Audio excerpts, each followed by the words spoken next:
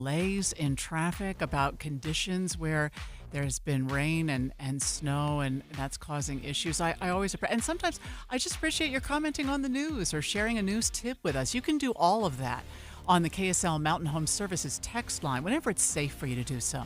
You can text us at 57500, and I welcome your comments and questions every morning here on KSL News Radio.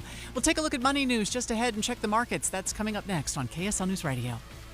Can we talk about something difficult to discuss? Are you going through a difficult financial time? You have equity in your home, but nobody can help? American Home Loans has created the Bridge Loan Program to use your equity regardless of your credit at this time. The Bridge Loan can be used to pay debts, collections, IRS liens, divorce settlements, or home improvements. Call at 801-262-2221. That's 262-2221. This loan creates a bridge between now and a much brighter future. After COVID, one of their clients had over $85,000 in credit cards. Their scores were too low to borrow on their home. American Home Loans was able to save them $2,000 a month. And after 8 months, they qualified for a conventional loan and lowered their payments. The consultation is free and confidential. Please call them and see what they can do for you. The number is 801-262-2221. It's 262-2221, or go to AmericanHomeLoans.com. AmericanHomeLoans.com. NMLS 245422, Equal Housing Lender.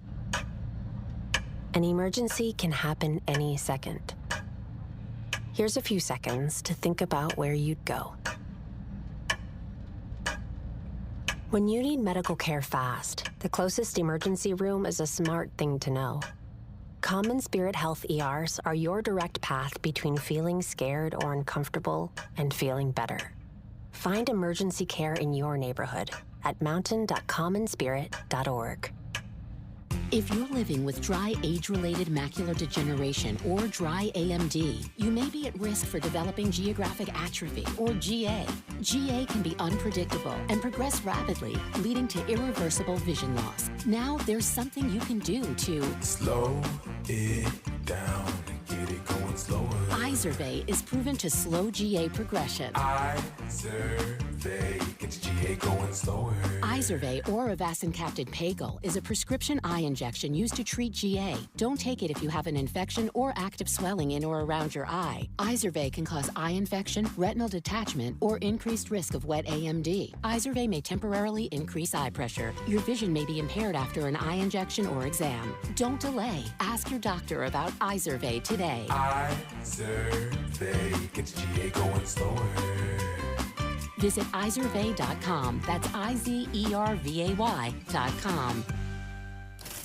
Watching Utah's Money, brought to you by Trajan Wealth, your trusted local fiduciary advisors, TrajanWealth.com. Hooters is filing for bankruptcy, joining the list of other fast casual restaurants who are struggling. CNN reports the company plans to sell all of its company-owned restaurants to two franchisee groups, one of which includes Hooters founder Neil Kiefer. Kiefer says despite the bankruptcy filing, Hooters isn't going anywhere. United Airlines is getting closer to offering free in-flight Wi-Fi through Starlink.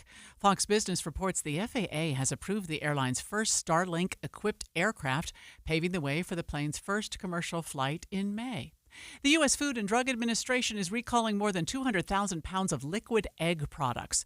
The FDA says the recalled products may contain a cleaning solution.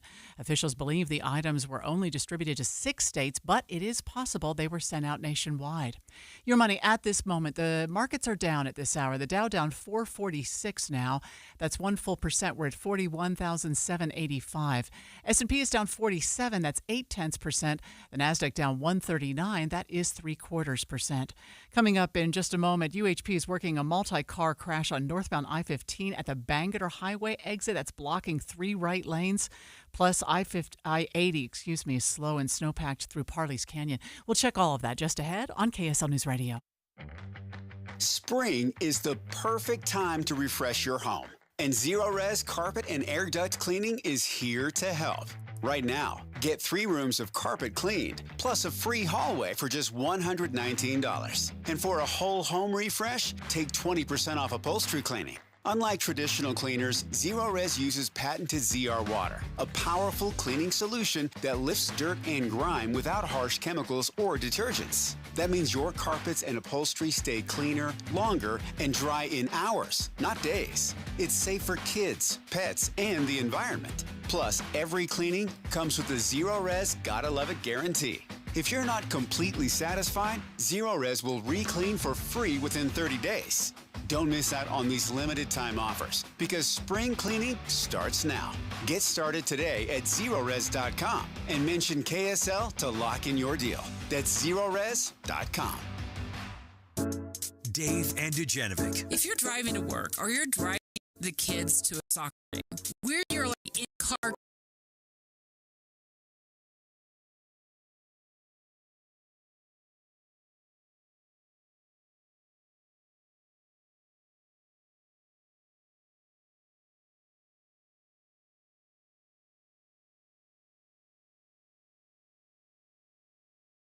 With 7 locations in Utah. 8:29 now, emergency traffic and weather together, brought to you by Mountain America's My Style Check Out with built-in benefits. A mess right now. The worst is eastbound from the mouth of the canyon all the way to where you exit to Kimball Junction, taking at least 60 minutes, multiple slide-offs through this area. Westbound, not much better. You're very slow, but we haven't heard of as many crashes on the westbound side. And then if you are trying to get out of Utah County, northbound I-15 is at a crawl from Timpanogos Highway over the point to Bangerter Highway, where 3 right lanes of the freeway are blocked due to a multi-vehicle crash, 3 left lanes getting through there. Before you even get up to Lehigh, though, you are going to see delays, both northbound and southbound between Provo and Orem through those S-curves due to some heavy rain that just moved through there. And then you've got big delays on Redwood Road near Pioneer Crossing because traffic lights were not working. Steve. For Davis County drivers, got scattered weather delays if you're traveling southbound I-15 between Farmington heading into downtown Salt Lake City. Plus delays on northbound 15 from Rose Park into North Salt Lake. Also very backed up, bogged down southbound Legacy and on southbound 215's West Side Belt between Bountiful and I-80. And into downtown, you got wet roads and snow falling in the city. Something magical is on its way to Salt Lake City. Harry Potter the Exhibition opens May 24th at the Shops at Southtown. Get your tickets at harrypotterexhibition.com. Steve Carlson in the KSL Traffic Center. Today we've got rain or snow through this afternoon off and on. Might get a little bit of a break for a few hours this morning. Today's high in the mid-40s. Tomorrow 48, 51. Thursday up to 67 by Monday with sunshine. And right now light rain and 36 degrees downtown. You're listening to Utah's Morning News with Andy Farnsworth and Amanda Dixon on KSL News Radio 102.7 FM and 1160 AM. Good morning. KSL News Time is 8:30. Andy has the day off. KSL's top story this hour. The State Board of Education is expected to vote on a resolution targeting DEI programs in Utah schools. And the proposal is openly comparing those programs to Soviet-era communism. KSL News Radio's Adam Small has more. Adam? Amanda, this Thursday, the board's set to vote on a resolution looking to dismantle any remaining DEI programs in Utah schools in accordance with a law passed last year. But the part that stands out the most in this entire proposal is the first section, where at one point it reads, quote, DEI at its core is 1920 Soviet Union policy for using ethnic minorities to advance the installation of communism, end quote. Board member Christina Bogish, who's behind the proposal, told KSL.com in a statement, the goal of this resolution is to make sure schools are complying with the law. Board member Sarah Reel, however, told the same outlet, calling the proposal a waste of time and, quote, embarrassing. We know 4 other board members are backing the resolution, and we are expected to hear from board member Bogus coming up here in the next 15 minutes. Live, Adam Small, KSL News Radio. Utah kindergartners who are enrolled in a full-day program are better prepared for the first grade. KSL News Radio's Josue Sanchez has more on the new study. Senior education analyst with the Kempsey Gardner Policy Institute, Andrea Brandley, says 36% of kindergartners who are economically disadvantaged will be ready for the first grade in the spring if they're enrolled in a full-day program. 26% of students will be ready if they are enrolled in a half-day. Brandley says this increase is seen in many different demographics, including students with disabilities and minority racial and ethnic groups. She says the percent of students enrolled in full-day programs is up nearly 30% in just a few years. Brandley says investing in education will not only help individual students, but will help the state see economic benefits as well. A former Salt Lake City fire captain accused of sexually abusing several students will be in court today. Chris Burke is facing multiple charges. KSL TV recently obtained body camera footage of his arrest. In the video, Burke appears upset after his vehicle was surrounded and he is put in handcuffs, telling detectives he's not doing anything.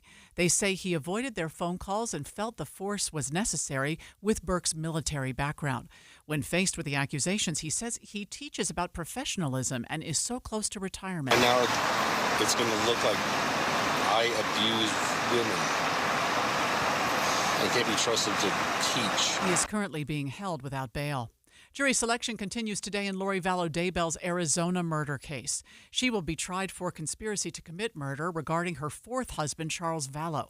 He was killed back in 2019 when police say they believe Lori's brother Alex shot him. We will be following the case and we'll provide any major updates in the upcoming days.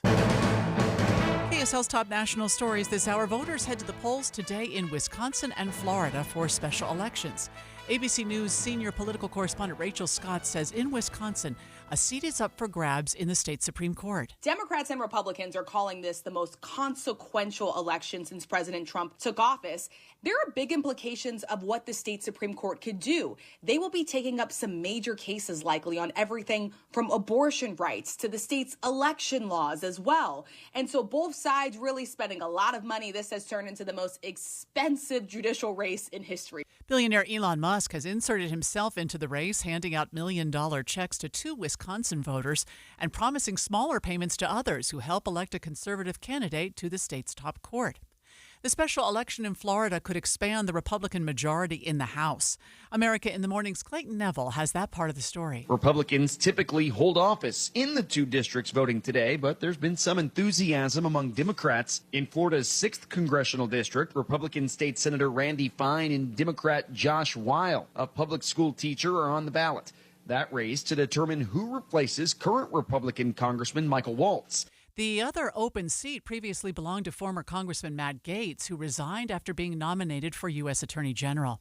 First look traffic now. It's still emergency traffic, Heather. Yeah, it certainly is. We've got stop-and-go traffic northbound 15 from Lehigh over the Point of Mountain into Draper, where we've had a couple of crashes. We also have a new crash in Tooele County, westbound I-80 at Lake Point with vehicles on both the left and right sides of the freeway. Heather Kelly in the KSL Traffic Center. Utah Jazz have lost their 60th game of the season, losing to the Charlotte Hornets by 4 points. It's the first time in franchise history the team has ever lost 60 games in a season. The Jazz face the Houston Rockets tomorrow night. On a positive note, rookie guard Isaiah Collier's 7 assists helped him pass John Stockton's record for most assists in a season by a Jazz rookie.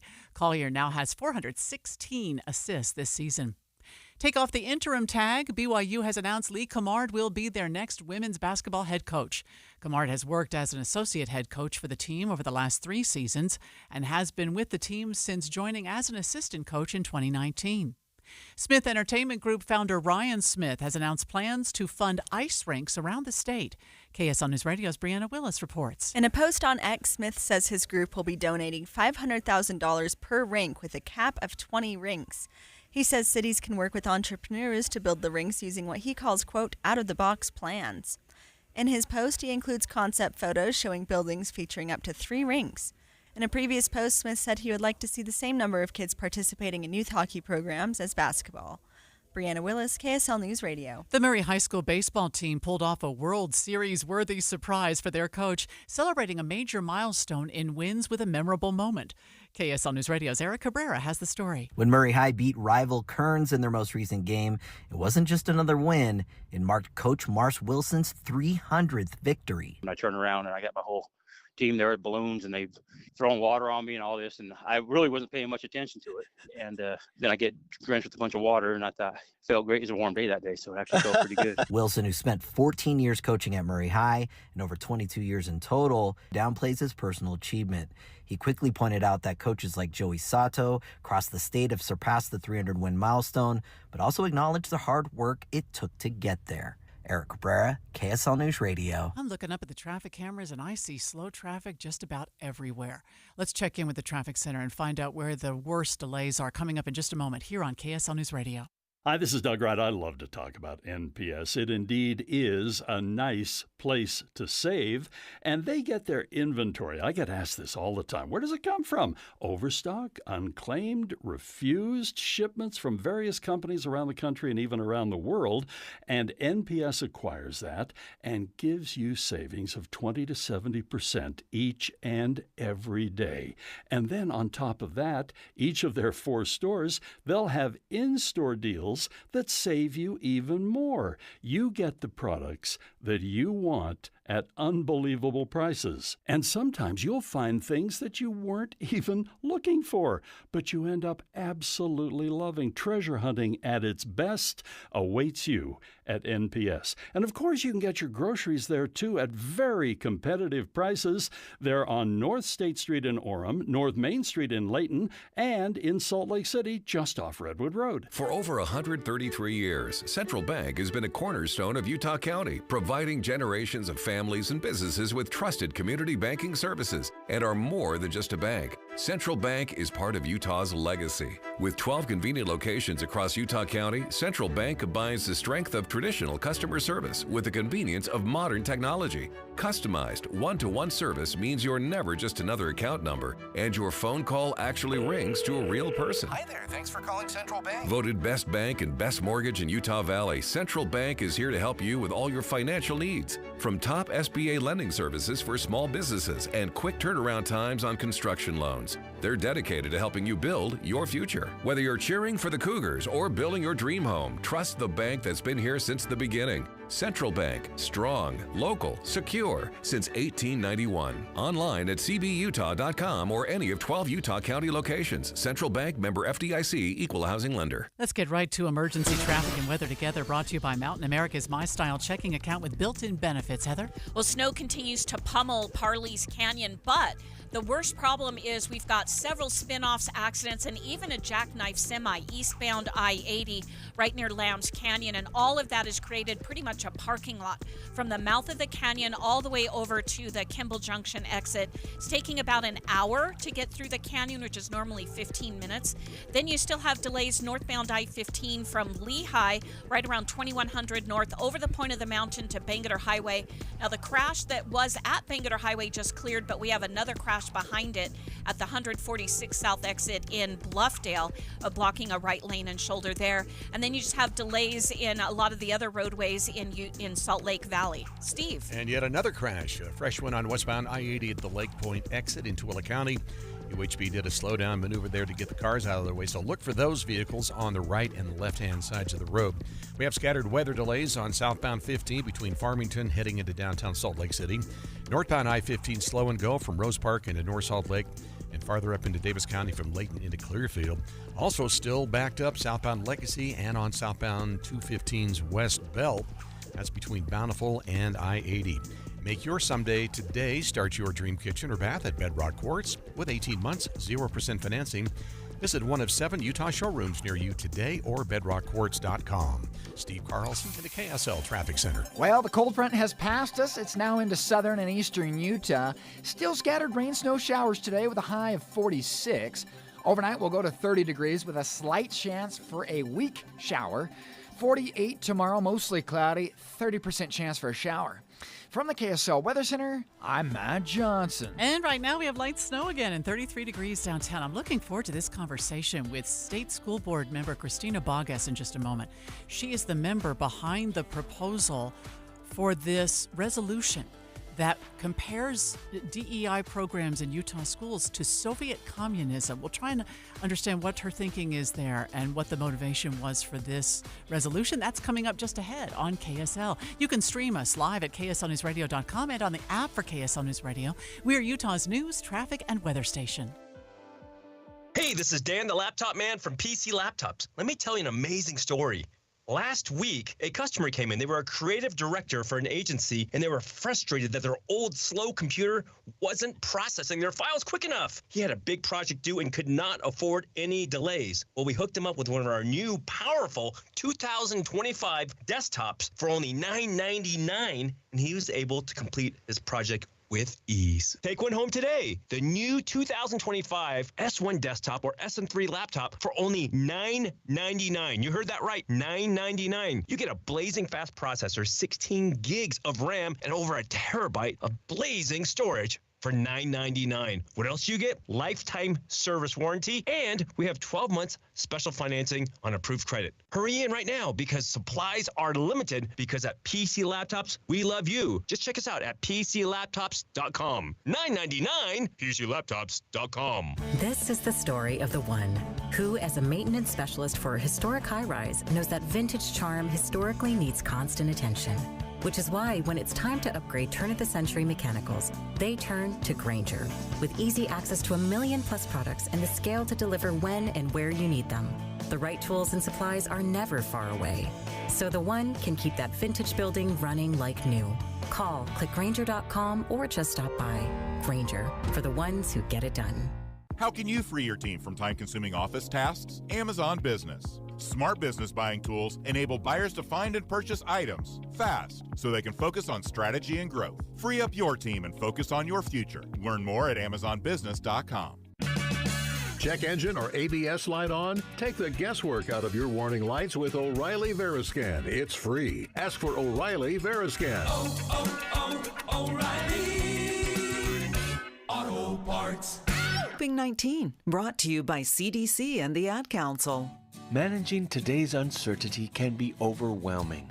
We crave security, and it's uncomfortable when we sense a lack of control over our lives.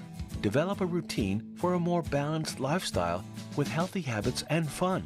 Focus on what you can control, even if it's little things, like a before-bedtime ritual. Find more self-care and coping tips at coping-19.org. KSL News Time is 8:44. The three things you need to know this hour. First, Smith Entertainment Group founder Ryan Smith has announced they'll be donating up to $10 million to build ice rinks around the state. I'm KSL News Radio's Brianna Willis. Second, Utah kindergartners who attend the full-day program are ready for the first grade much sooner than those who are enrolled in half-day, according to a new report from the Kempsey Gardner Institute. Third, traffic and weather together. Multiple crashes and slide-offs eastbound I-80 through all of Parley's Canyon, but you also have a crash westbound I-80 out in Tooele County right at the Lake Point exit. You've got one car facing backwards on the left shoulder, another on the right shoulder. Heather Kelly in the KSL Traffic Center. Significantly cooler today with highs in the 40s, scattered rain, snow showers, then drying and warming as we head towards the weekend. I'm Matt Johnson. 34 degrees and light snow at the KSL Common Spirit Health Studios. And time for KSL's top national stories. ABC News, I'm Sherry Preston. Layoffs have begun at the Department of Health and Human Services. Employees began receiving notices of dismissal this morning. HHS expected to eventually lay off up to 10,000 people just days after President Trump moved to strip workers of their collective bargaining rights at HHS and other agencies throughout the government.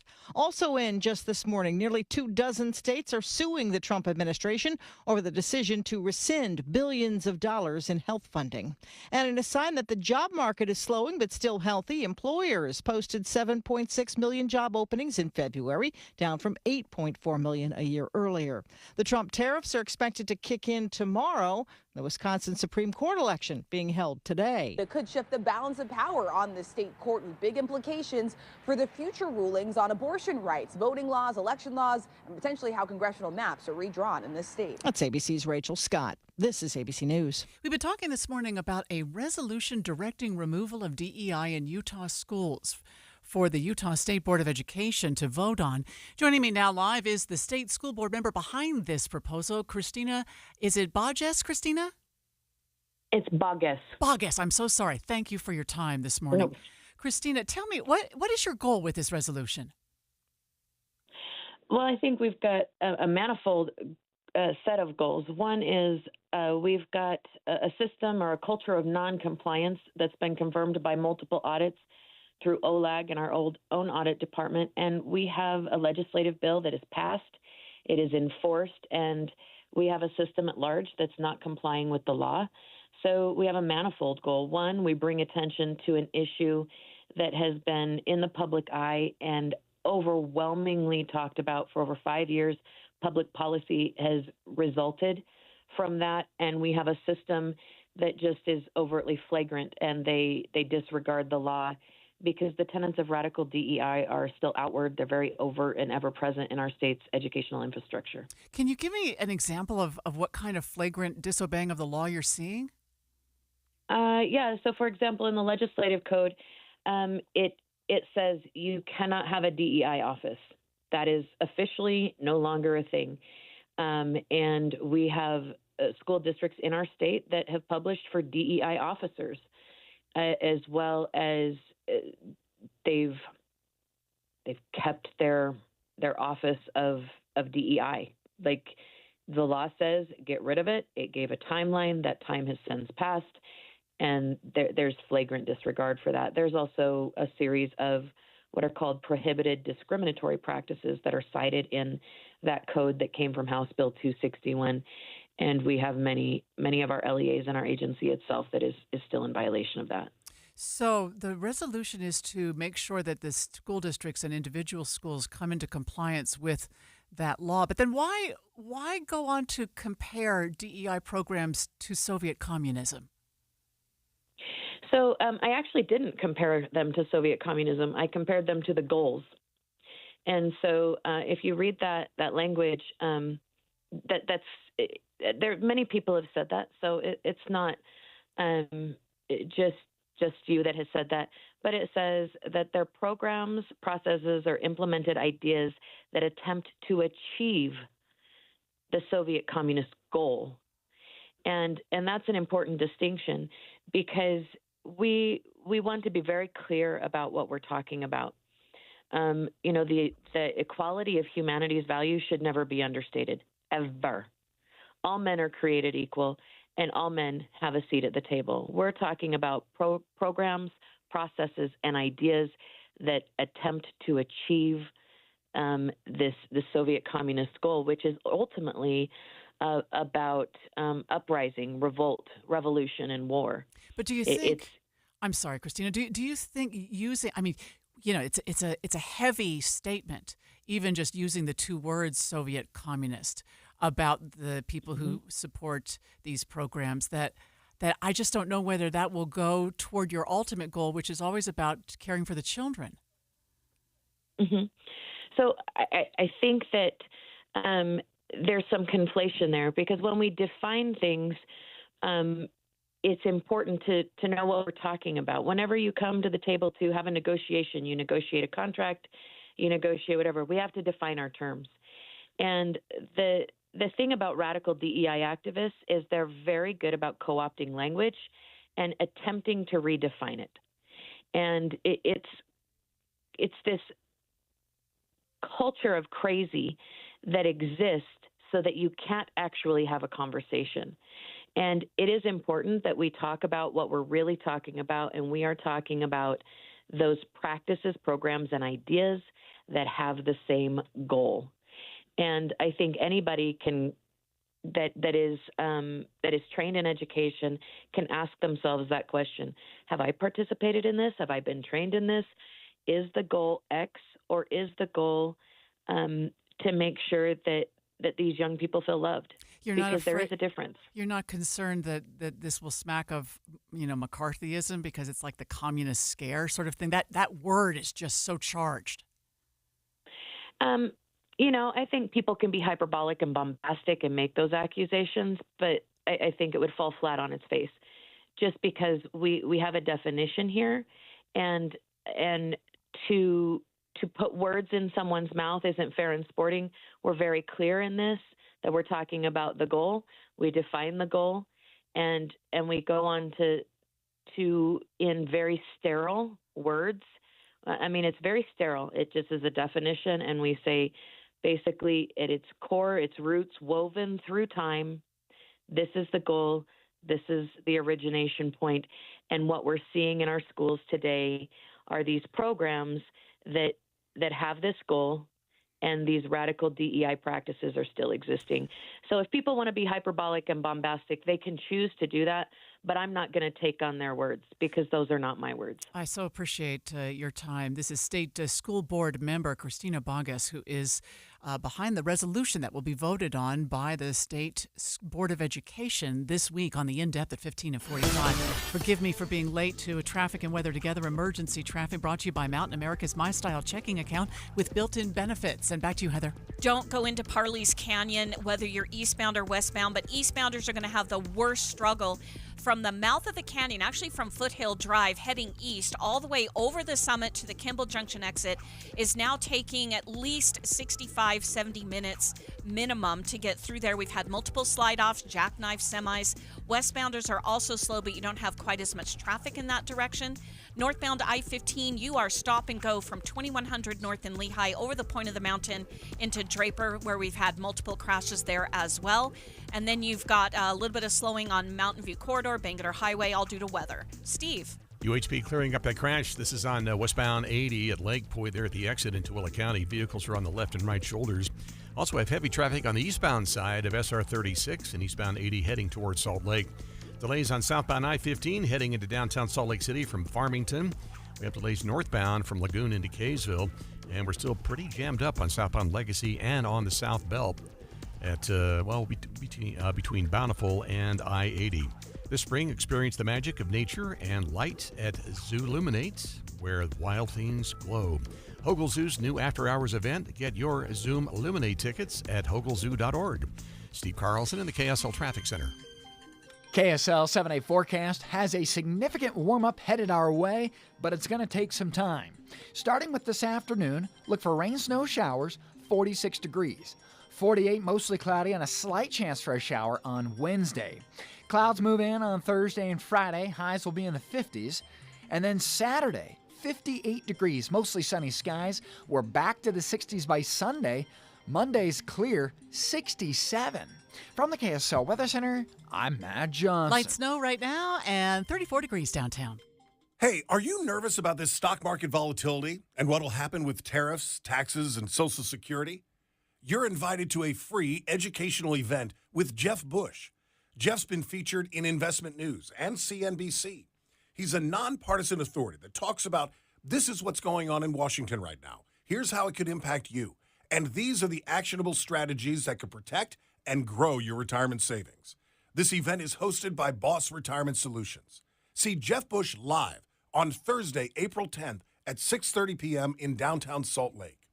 Reserve your free ticket now by calling 801-850-6988.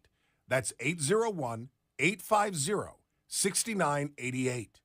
801-850-6988.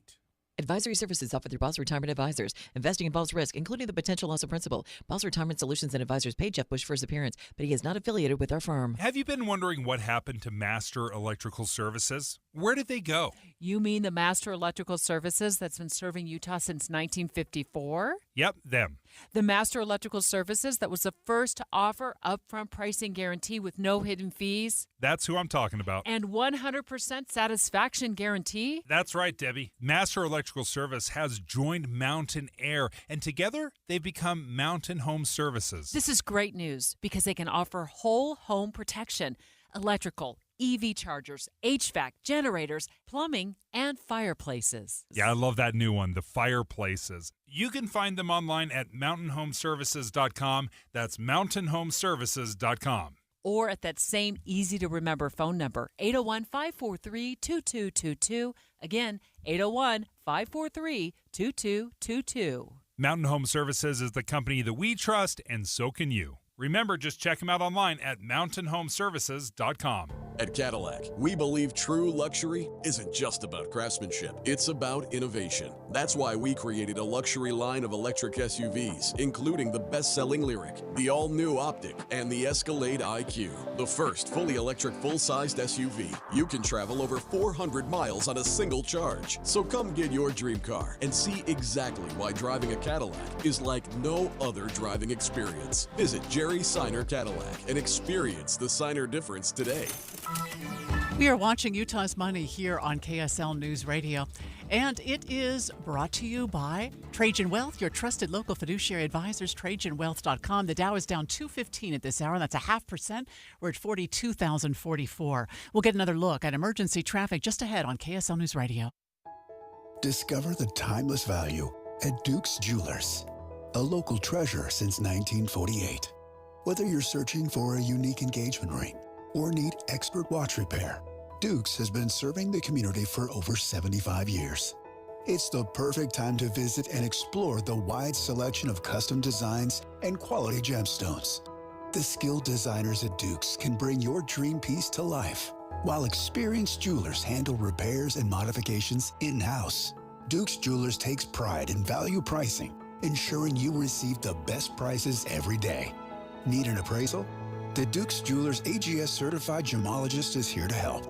Whether it's hand or machine engraving, or redesigning old favorites into something new, get personalized service for every occasion. Visit Duke's Jewelers and experience the difference of locally operated expertise and dedication. Duke's Jewelers in Springfield, Utah.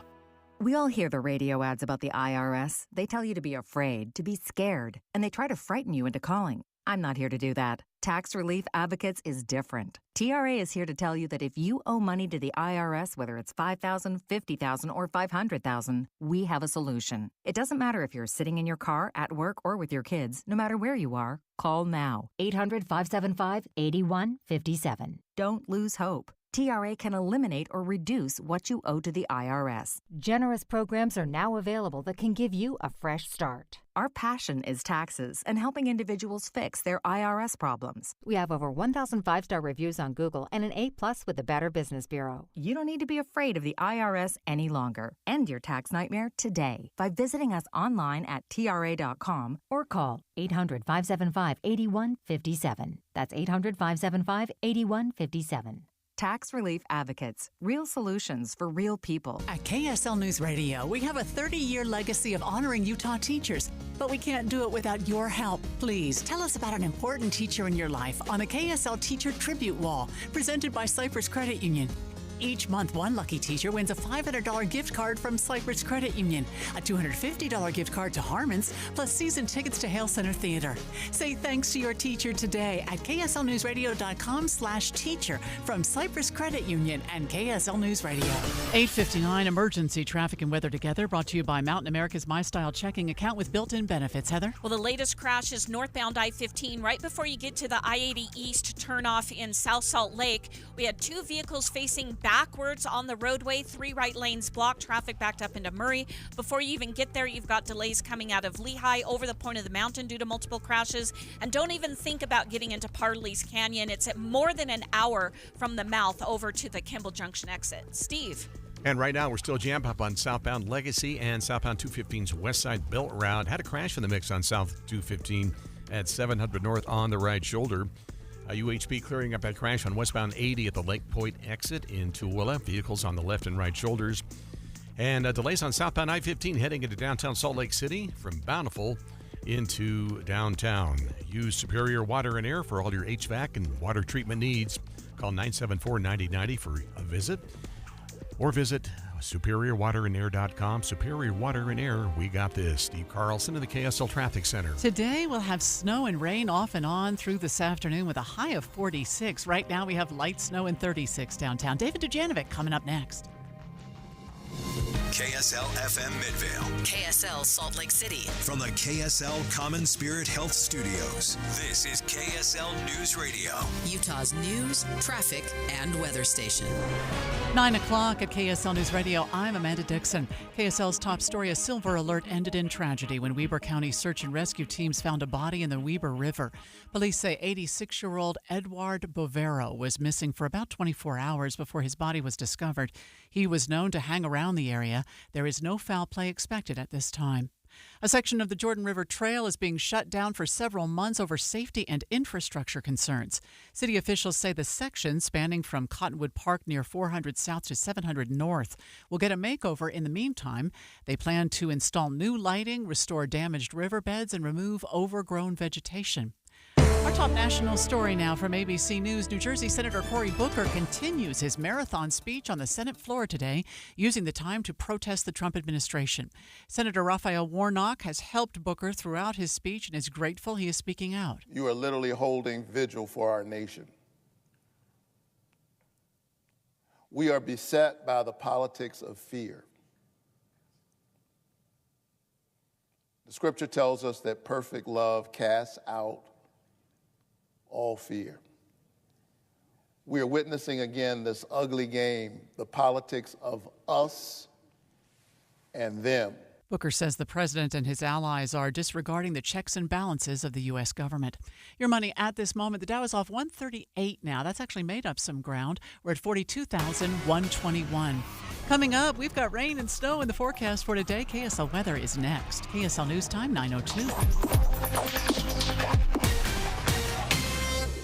A reminder about the simplest way to get updated for your day. Hit your KSL preset when you jump in the car, and we'll take care of the rest. Hear key news updates and traffic reports. Andy and Amanda from 5 to 9 in your car. KSL News Radio at 102.7 FM. Every year, we seem to have a few people trying to get our free furnace promotion after the sale has ended. What's up, everybody? I'm Mike Wilson with Any Hour Services, and I know you want to save as much money as you can, but that's not how sales work. When they're over, they're over. Lucky for you, we still have a few more spots on our schedule we need to fill, so I'm extending the sale, but I'm not quite sure for how much longer. Definitely no later than April 30th, and once I think our schedule's full enough, I gotta pull these ads, so don't wait too long to call and schedule your free estimate. Just to recap, when you have Any Hour Services install a new air conditioner, we'll give you a new furnace for just the cost to install it. About $400. The furnace is free, you just pay the labor. So if your furnace and air conditioner are ready to be replaced, don't be one of those people that wishes they had called and taken advantage of our free furnace sale. The estimate's free, and we'll make sure you have all of the information you need to decide if our free furnace sale is right for you.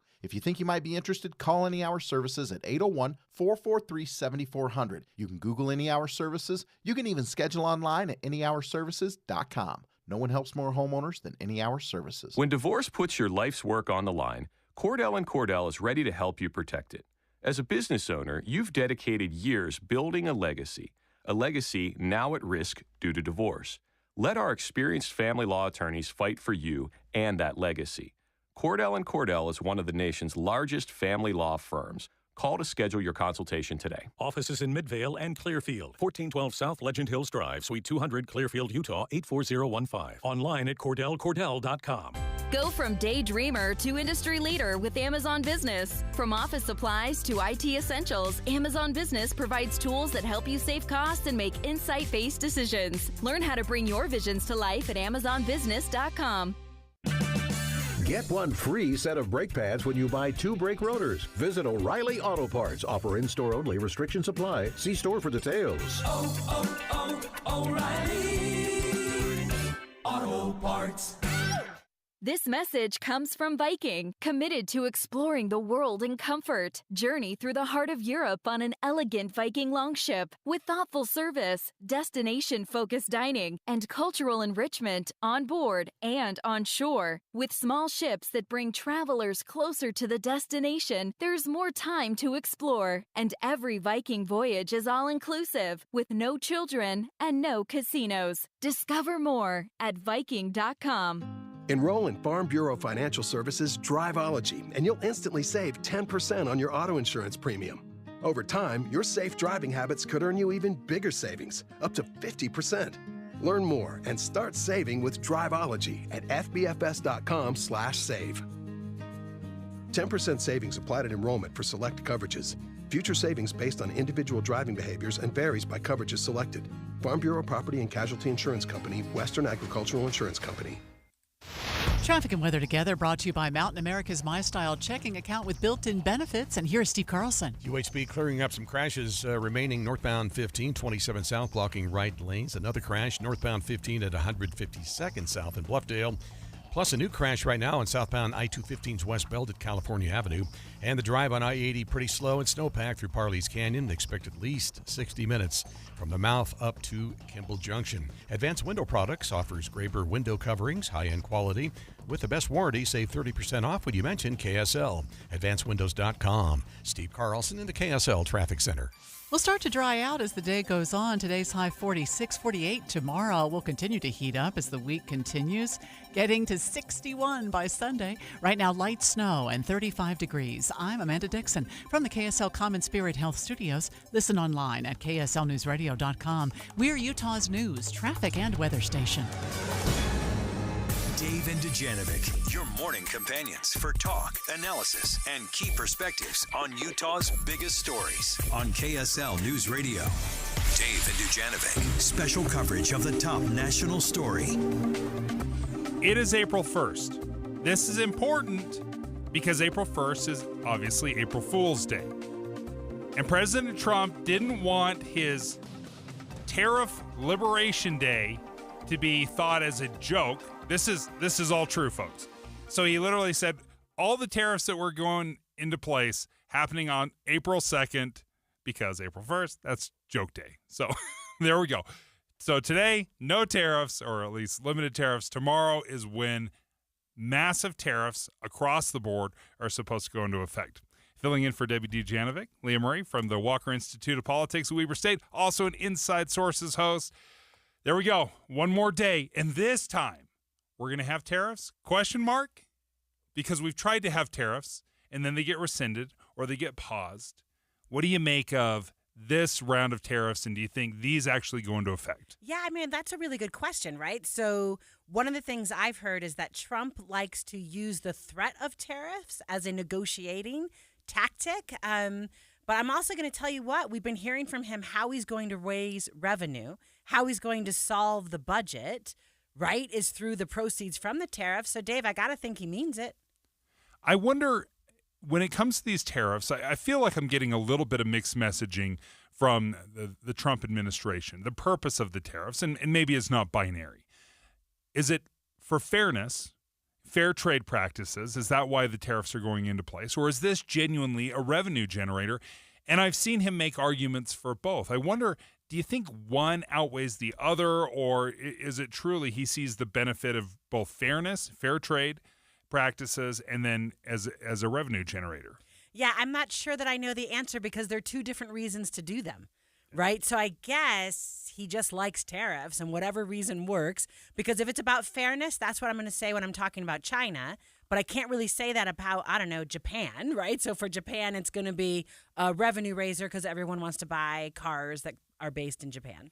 And some of these tariffs we've seen, especially in the automotive industry, estimations that it could raise the price of a car from anywhere from $3,000 to $15,000 per car.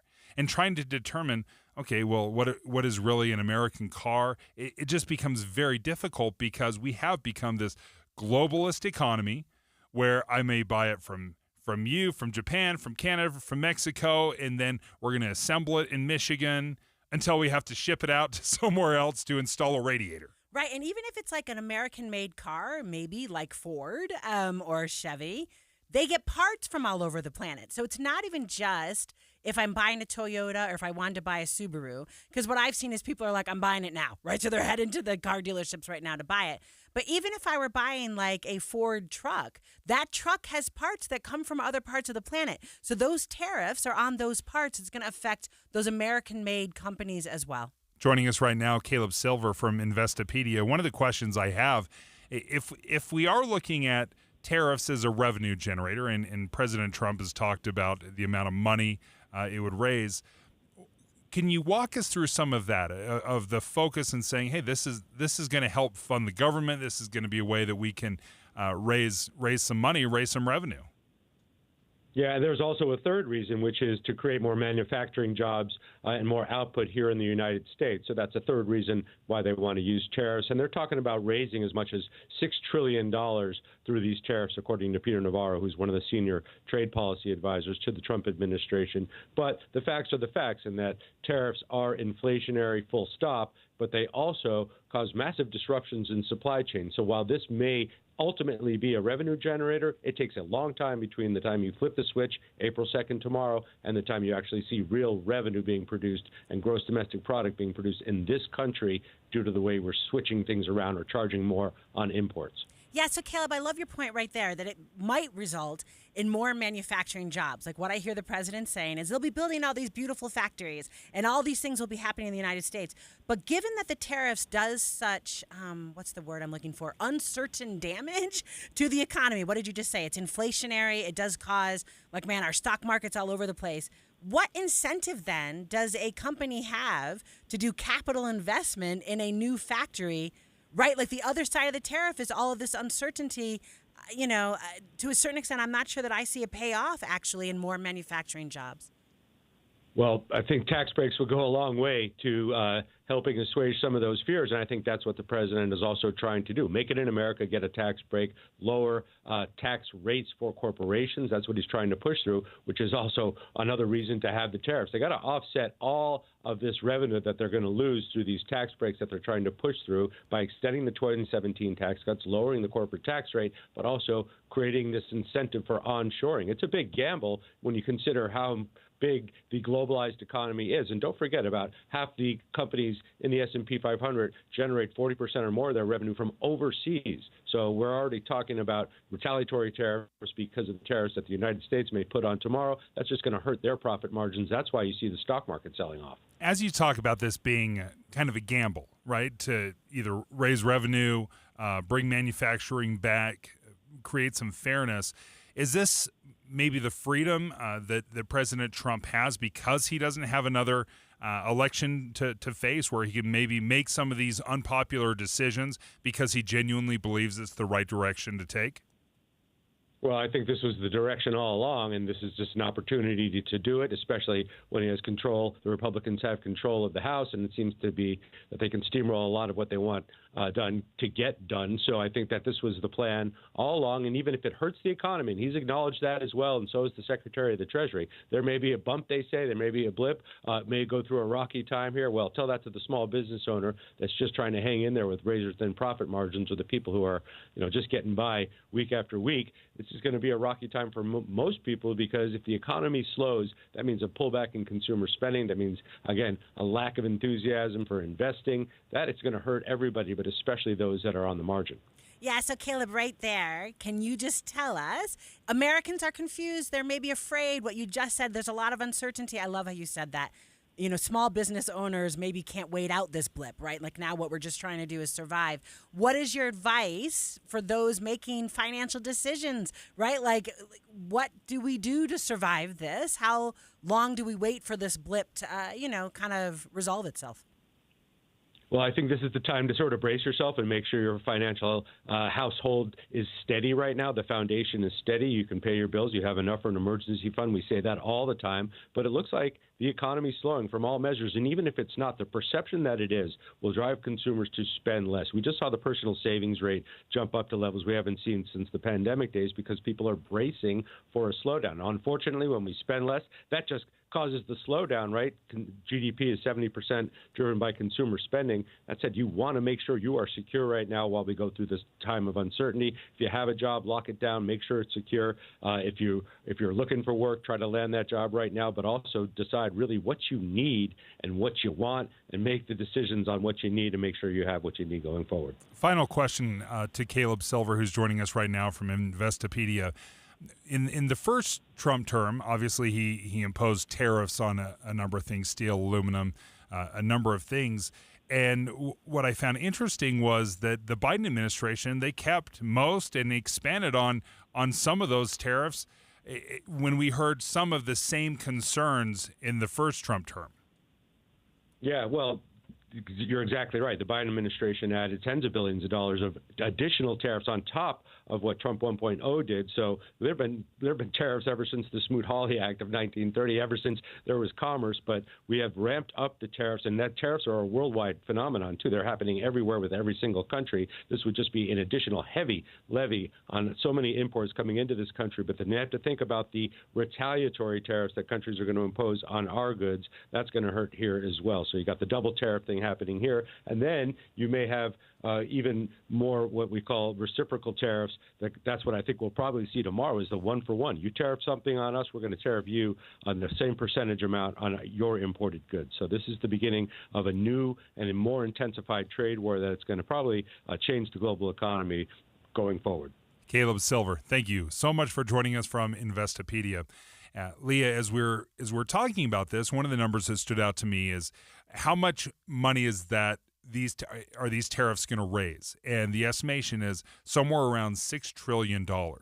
Now, Republicans have been blamed and criticized for years that the only economic policy they like, this is an oversimplification, is tax cuts. It's not revenue generating. It is tax cuts. It's not trying to bring more money into the coffers. It's just we're either going to cut, or we're gonna give tax cuts, or we're gonna take that route.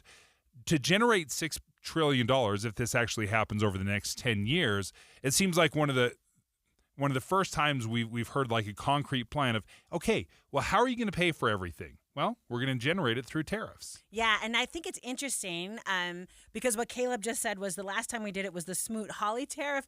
But Dave, that led to probably is resulting in the Great Depression. So when he talks about all over the planet these reciprocal tariffs are happening, like we've seen this film before, like 100 years ago, and it doesn't, like it might generate $6 trillion, you know what I mean, in the short term, but the damage it does. Ronald Reagan used to talk about tariffs like shooting a hole in the boat, right? So we're all trying to be in this global economy together, and you do a tariff like this, you levy a tariff like this, I'm shooting a hole in the boat. Like, that's not actually helpful. So your point is well taken that it does maybe raise revenue, and it's interesting to see Republicans talking about generating revenue. But, man, when he just said Smoot-Hawley, I was like, yeah, and that led to the Great Depression. So I might raise revenue as I destroy the economy on my way. And that's the assumption. If you're going to raise this kind of revenue through tariffs, if you are going to get that $6 trillion, the assumption is the economy is still going to be doing well. People are still going to be buying things. That's right. And what did we just hear from Caleb? The jump in personal savings rate went way up because everyone is bracing for what is coming down the pike, because everyone has seen this film before, and we all know it doesn't have a great ending. So the tariffs, it's interesting. As I'm looking, I think sometimes we're like, okay, well, where does that money go? Does it really go to the government? And tariff 101, I guess. I don't want to oversimplify it, but I'm absolutely going to try here. But when you're shipping something into America, it ends up at one of the 328 ports that we have. It's at that point that Customs and Border Protection, they collect the tariff there. So it's the 15% or it's the 50%, whatever it ends up being. They've got to collect that money right there. And then it goes to the Treasury. So this is one of those situations where the money directly goes. It is very clear to follow where the money goes and how much you're going to be able to generate. I think it'll be interesting to see. We should immediately see within days, months, we're not going to have to wait years to see, are we seeing the results of the tariffs? And if it is good policy, we'll see, very good numbers. If it's terrible policy and people stop shipping or stop ordering, then we should see something immediately. That's not typically the case with economic policy. Typically, you move something and the ripple effect is, 5 years down the road. Correct me if I'm wrong. Doesn't this seem like something we should be able to see within a matter of months, whether or not people have adjusted or if they are still ordering? Yeah, I mean, a little bit, I think we are already seeing it. So the fact that people are saving more, the fact that people are not buying more, the fact that in the news you have all sorts of people going, I'm going out to get my Subaru today before it's an issue. I don't think it's going to work, Dave, right? So I think it is a gamble. I think most Americans are not going to be purchasing. And as a result, you're not going to generate the revenue to offset any tax cuts in this uncertain economy. I was reading an article in PBS, and they had talked to a Dartmouth economist. And I didn't realize this. You talked about the Smoot-Hawley Act of 1930. But we've had tariffs since basically the foundation of the country. And what shocked me was that before we had a federal income tax, and I guess I didn't realize we didn't have a federal income tax for a huge beginning of our country. From 1790 to 1860, tariffs accounted for 90% of federal revenue. The vast majority of what we were bringing in was because of tariffs. Now, we weren't generating enough money, and that's where we started tapping into everybody's income and Social Security and Medicare tax. That generates so much more than tariffs does now. But for the foundation, the beginning of our country, it was all about tariffs. Yeah, no, it's interesting. We used to fight about that a lot, right? So if you went back to 1820s and read a newspaper, it would be a huge fight about tariffs because they're taxes. And we as Americans are always going to fight about taxes, right? So the big conversation then was about the tax of the day. You're now making tariffs the tax of the day. We're going to argue about it now. So we don't like taxes. No one wants to pay the taxes, but everyone wants to spend the money. Yeah. So why are we so resistant? And I say this across the board, right? It's kind of funny to hear Cory Booker, Senate Democrats protesting like they're doing an all-nighter marathon speech on this. This is what exhausts the American people, is this administration's complete, total unwillingness to find common ground on anything. So if we're trying to balance the budget, we can. It's got to be twofold.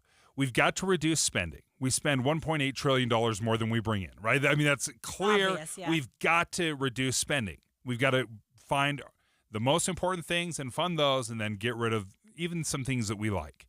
But the second component of that is, well, you can't cut your way completely out of it. So you probably got to raise revenues. We can do it through tax increases, through income tax, or tariffs, so there's not many ways that the federal government can raise money.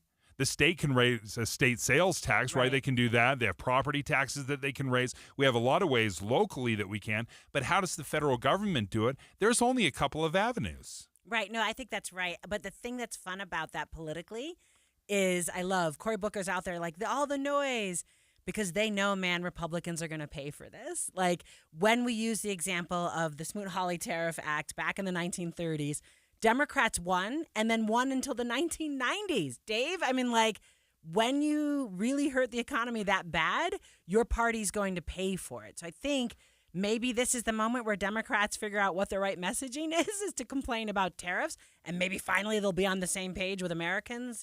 That might be politically the next move. The one thing that we haven't really explored is what if he's right? What if he's right that the tariffs will create fairness where there is none in trade? What if it is a revenue generator? What if? We don't go down that line very often. And I wonder why there is so little optimism in this working out. Yeah, I mean, I think he might be right long term, but I think short term he doesn't have to pay for it. Because like you said earlier, he's not running for office again. He doesn't have to answer to the American people. Yes, it's easy to be right when it's over or something. Yeah. When I don't have to pay for it, if I don't have to run, if I don't have to raise money, then so it will be interesting. And I will be very fascinated to see over the next couple of months if we see these kind of revenues jump, or if people just absolutely stop spending and stop buying. We'll continue to follow that as Tariff Day, Liberation Day, as President Trump calls it, starts tomorrow. And as he has done with many tariffs, he'll impose the tariffs and then give it a month pause or a 2-month pause, or we'll see. Maybe it's just a negotiating tactic, but we'll see. Okay, how do you feel about parking lots in Salt Lake City? In the end of parking lots, big open spaces? Do you want more parking garages? More details on a new proposal that is gaining some momentum next. Emergency traffic brought to you by Mountain America. We have at least 3 dozen crashes on the boards right now throughout Utah, Salt Lake, and Tooele counties. But Parley's Canyon is still at a crawl. More than 60 minutes to get from the mouth of the canyon to Kimball Junction exit, with multiple slide-offs, jackknife semis along the way. Wasatch Front businesses and property managers, GoPave Utah provides all asphalt repairs for your parking. For patching and paving along the Wasatch Front, contact GoPave Utah. GoPaveUtah.com. Heather Kelly in the KSL Traffic Center. Jeff Kaplan. When I was a kid, my parents got me a subscription to Newsweek magazine. I would devour every page into the night. And to this day, I sit on my iPad looking for stories for my Minute of News, flesh out our coverage, and I get to share the news with you. Jeff Kaplan's Afternoon News, 3 to 7 on KSL News Radio. Mountain Home Services, talk back to KSL. Text us at 57500, sponsored by Mountain Home Services. Comcast Business helps turn today's small businesses into engines of modern business. It's how restaurants become reliably up and running neighborhood favorites. How retailers become seamlessly restocking, cyber-securing, must-visit shops. And how healthcare offices become the data managing caregivers that we all depend on. With reliable connectivity, enhanced cybersecurity, advanced fiber solutions, and Wi-Fi backup, Comcast Business is powering the engine of modern business, powering possibilities. Now through April 21st, new customers can get started with 150 megabit internet and security edge for $49.99 a month for 12 months with a 2-year agreement. Plus, ask how to get a $500 prepaid card on a qualifying internet package. Call today. Restrictions apply. Not available in all areas. Requires enrollment in paperless billing and automatic payments with bank account. Equipment, taxes, and other fees extra and subject to change. Early termination fee applies.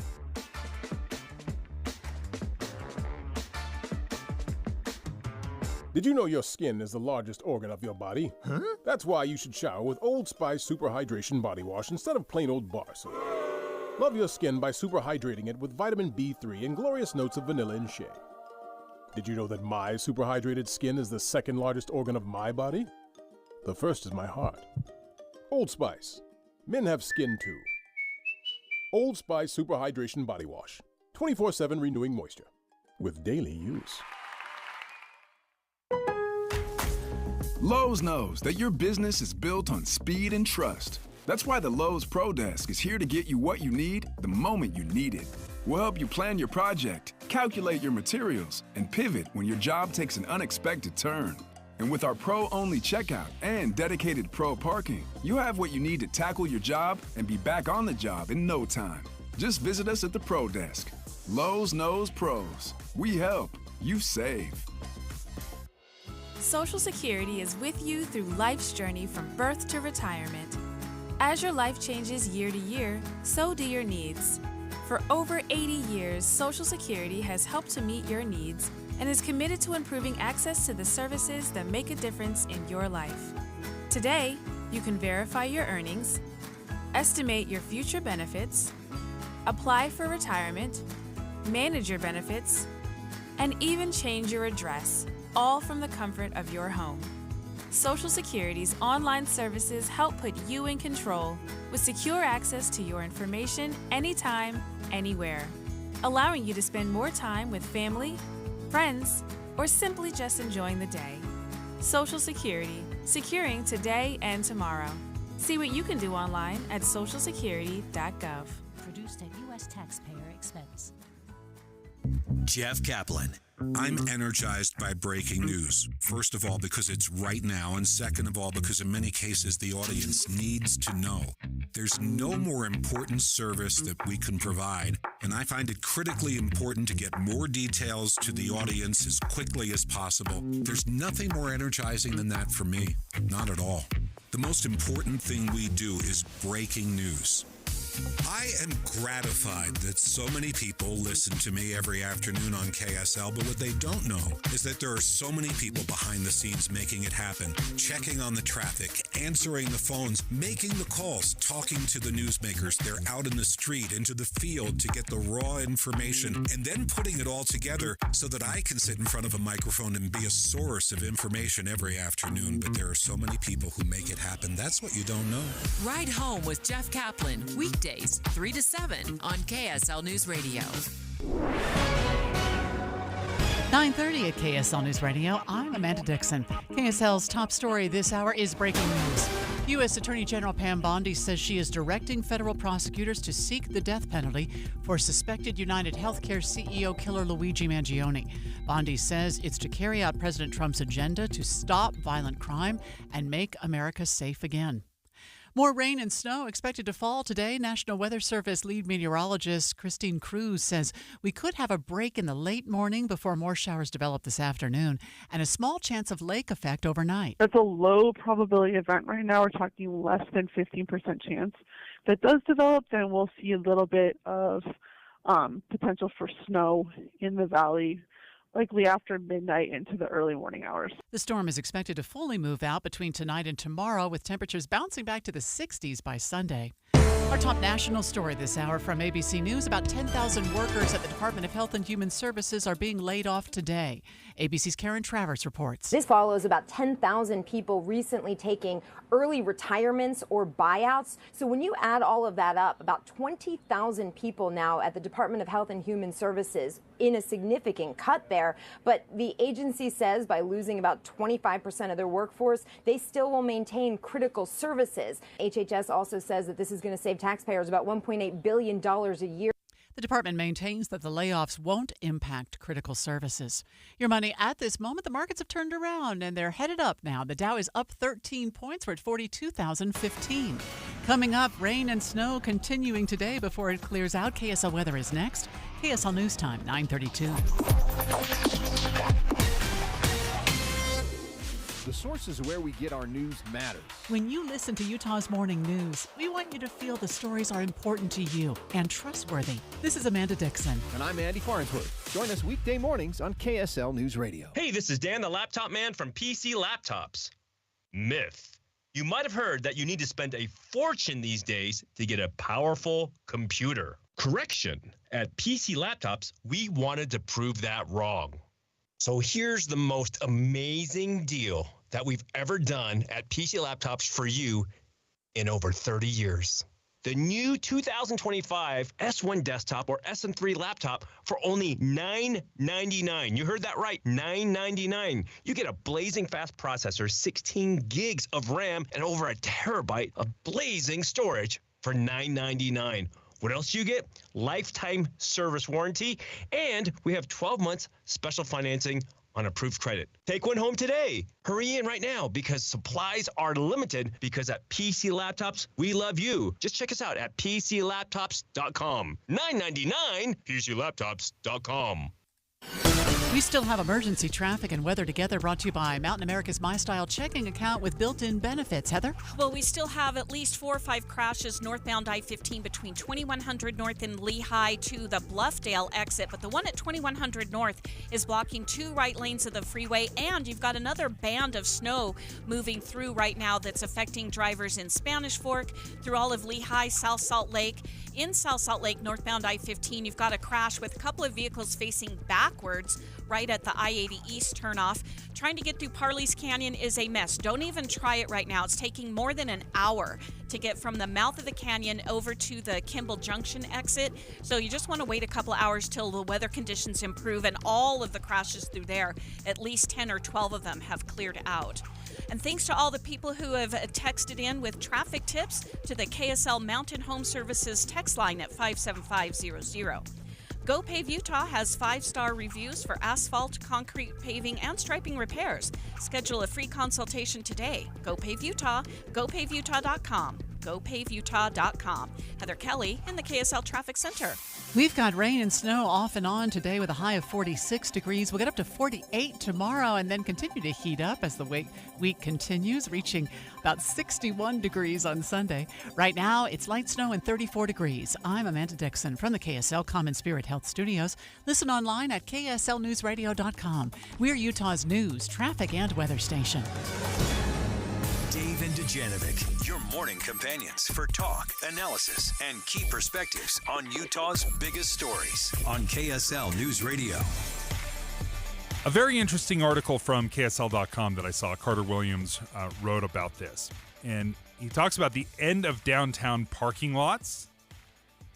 Like, are we...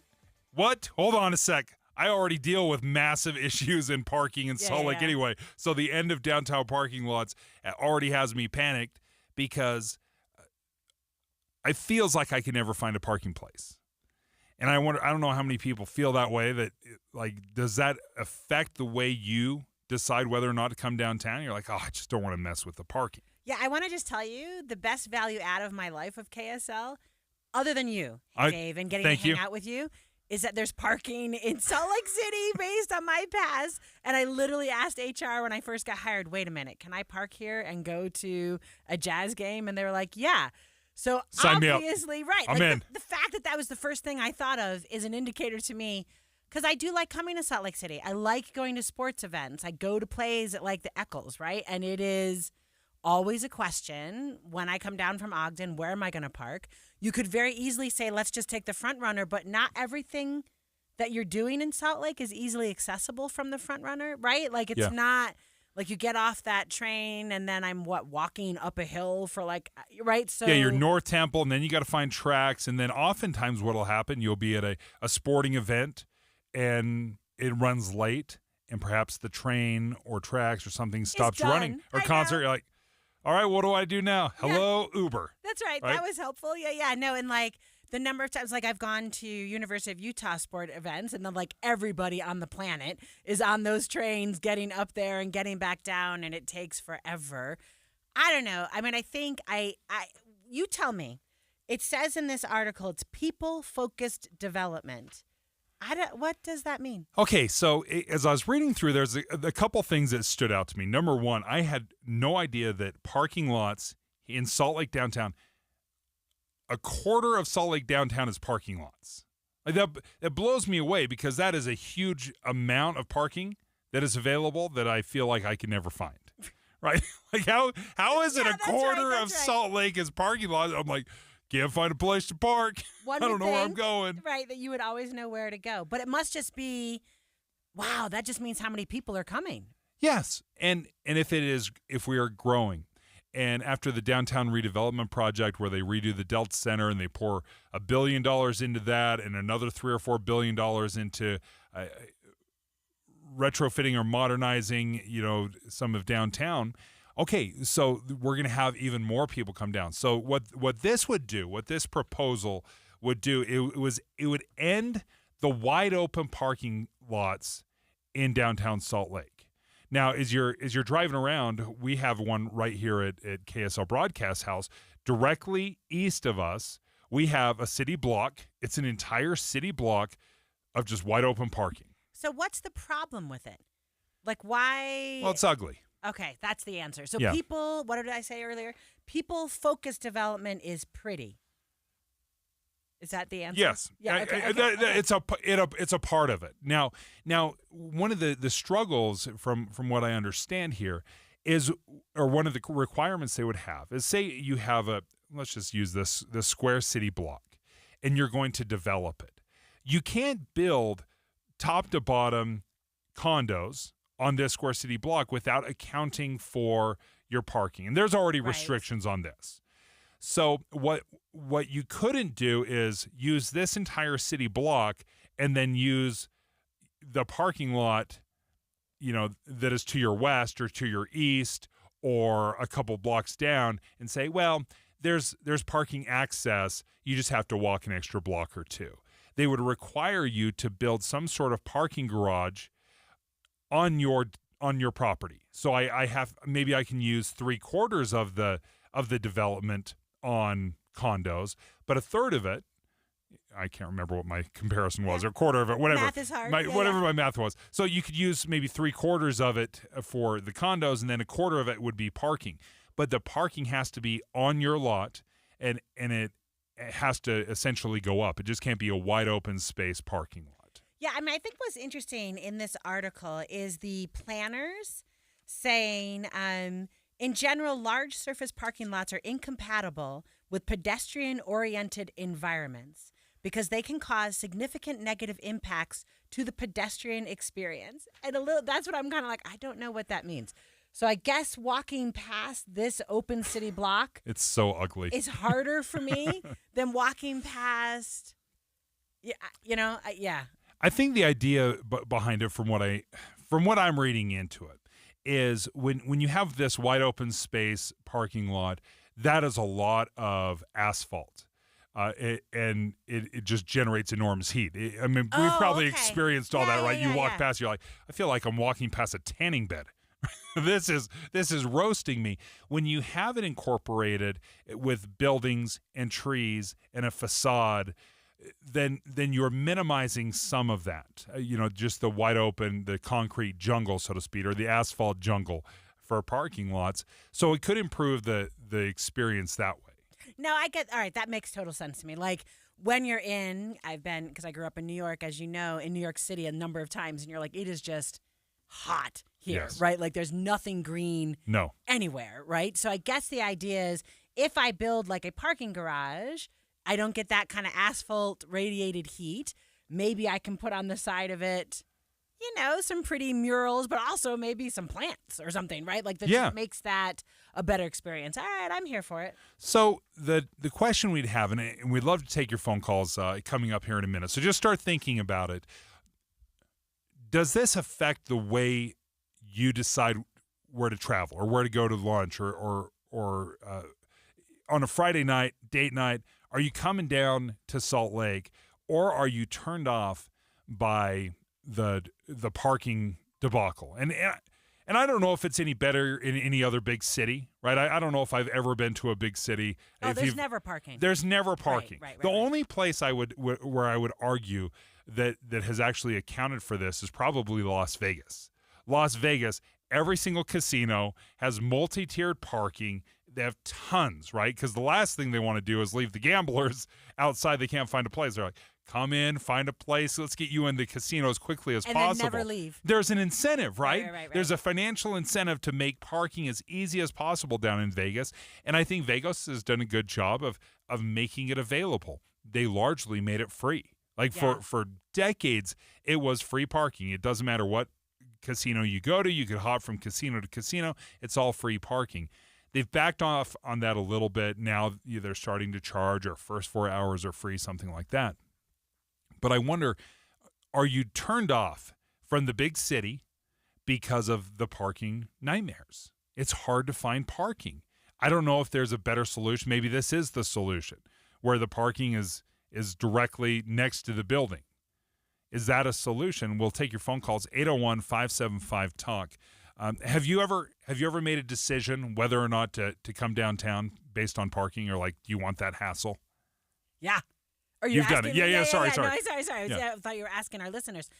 Yeah, I know a little bit, right? Like, so it is the question, is this game worth, is the juice worth the squeeze, right? Like, I'm going to go to this game. Do I want to hassle with that? And at the end of it, it's like everybody and their brothers walking out from this, and I got to figure out where no, it's part of the equation. And does that scare you at all when we're dumping in almost $1 billion worth of taxpayer money to renovate the Delta Center? Or we're going to spend another $3 billion on improvements on the downtown revitalization project, right? If we are offended, if we don't like, coming down and battling with all these parks, does this drive you away from downtown? Or do you have the hack? Have you figured out how to handle downtown and how to manage parking without it being a ginormous headache and a ginormous expense? 801-575-TALK. We'd love to hear from you. 801-575-TALK. I've done multiple different eating plans before. They helped me get weight off, but boom, boom, boom, boom, boom, it all just came back with a vengeance. Stop wasting time and money on plans that don't work. Trust the #1 weight loss company in America, Soda Weight Loss. My name's Jim. In 5 months, I dropped over 65 pounds. Hi, I'm Jared. I'm at 21 weeks. I've lost 110 pounds. I tried to do it on my own, and I think it's discouraging when you try over and over again and you just get nowhere. You have the experts here. If you're on the fence, if it hasn't worked out on your own, these are the people to do it. When you start losing the weight, even that first 5 pounds, this enormous amount of confidence starts to build into you. You start to realize, oh, this is possible for me. No shots, no medications, just real results that last for a lifetime. How about this? When you join Soda Weight Loss with a partner, you only pay for one. Get started now. Go to sodaweightloss.com. That's SOTA weightloss.com. Soda is, say it with me, state of the art. Be advised, this is your opportunity to save up to 40 to 80% on a hot tub or swim spa. This weekend only, Friday through Sunday, Utah State Fair Park. Be advised, this is your opportunity to save up to 40 to 80% on a hot tub or swim spa. This weekend only, Friday through Sunday, Utah State Fair Park. 18-month interest-free financing. Our factories have demanded we sell 1,000 hot tubs and swim spas this weekend. Utah State Fair Park. Huge factory incentives, factory rebates, this weekend only. Utah State Fair Park. We can remove your old hot tub. Free delivery of your new hot tub. Hot tub starting at $2,999. Utah State Fair Park. Free delivery of your new hot tub. Just relax and enjoy. Utah State Fair Park. Friday, 2 p.m. to 8 p.m. Saturday, 10 a.m. to 8 p.m. Sunday, 10 a.m. to 6 p.m. Free admission. Free delivery. Utah State Fair Park. Call 833-SPA-SALE or visit hottubandSwimSpaSale.com. Dave, and Dujanovic. All right, how do you feel about the end of downtown parking lots? Now, before you panic and say, listen, there's not enough parking downtown already, they're just tweaking it a little bit. This is for new construction. So the parking lots that exist right now, that it's not going to affect those, because downtown Salt Lake, a quarter, and this was just absolutely shocking to me, a quarter of Salt Lake's downtown area is covered by parking, which surprises me why I can never find parking. So maybe I'm just going to all the hot spots where everyone wants to go to. Maybe there's wide open spaces, Leah, that I have not found. By the way, Leah Murray from Inside Sources is joining me today, filling in for Debbie Dujanovic. But the question we're asking right now, we're taking your phone calls. Does parking downtown, does that drive you away from activities or coming down to restaurants or sporting events or concerts or plays? Does it drive you away because you just don't want the hassle? Leah, does it drive you away? Yeah, I mean, I think, how do I say, once you kind of get used to it, you know where the magic places are, right? Mm-hmm. So this is not Salt Lake necessarily, but going to see a Real Salt Lake game, we figured out which parking is not that expensive. You got to walk a little while, right? Like, so you got to try to go with someone.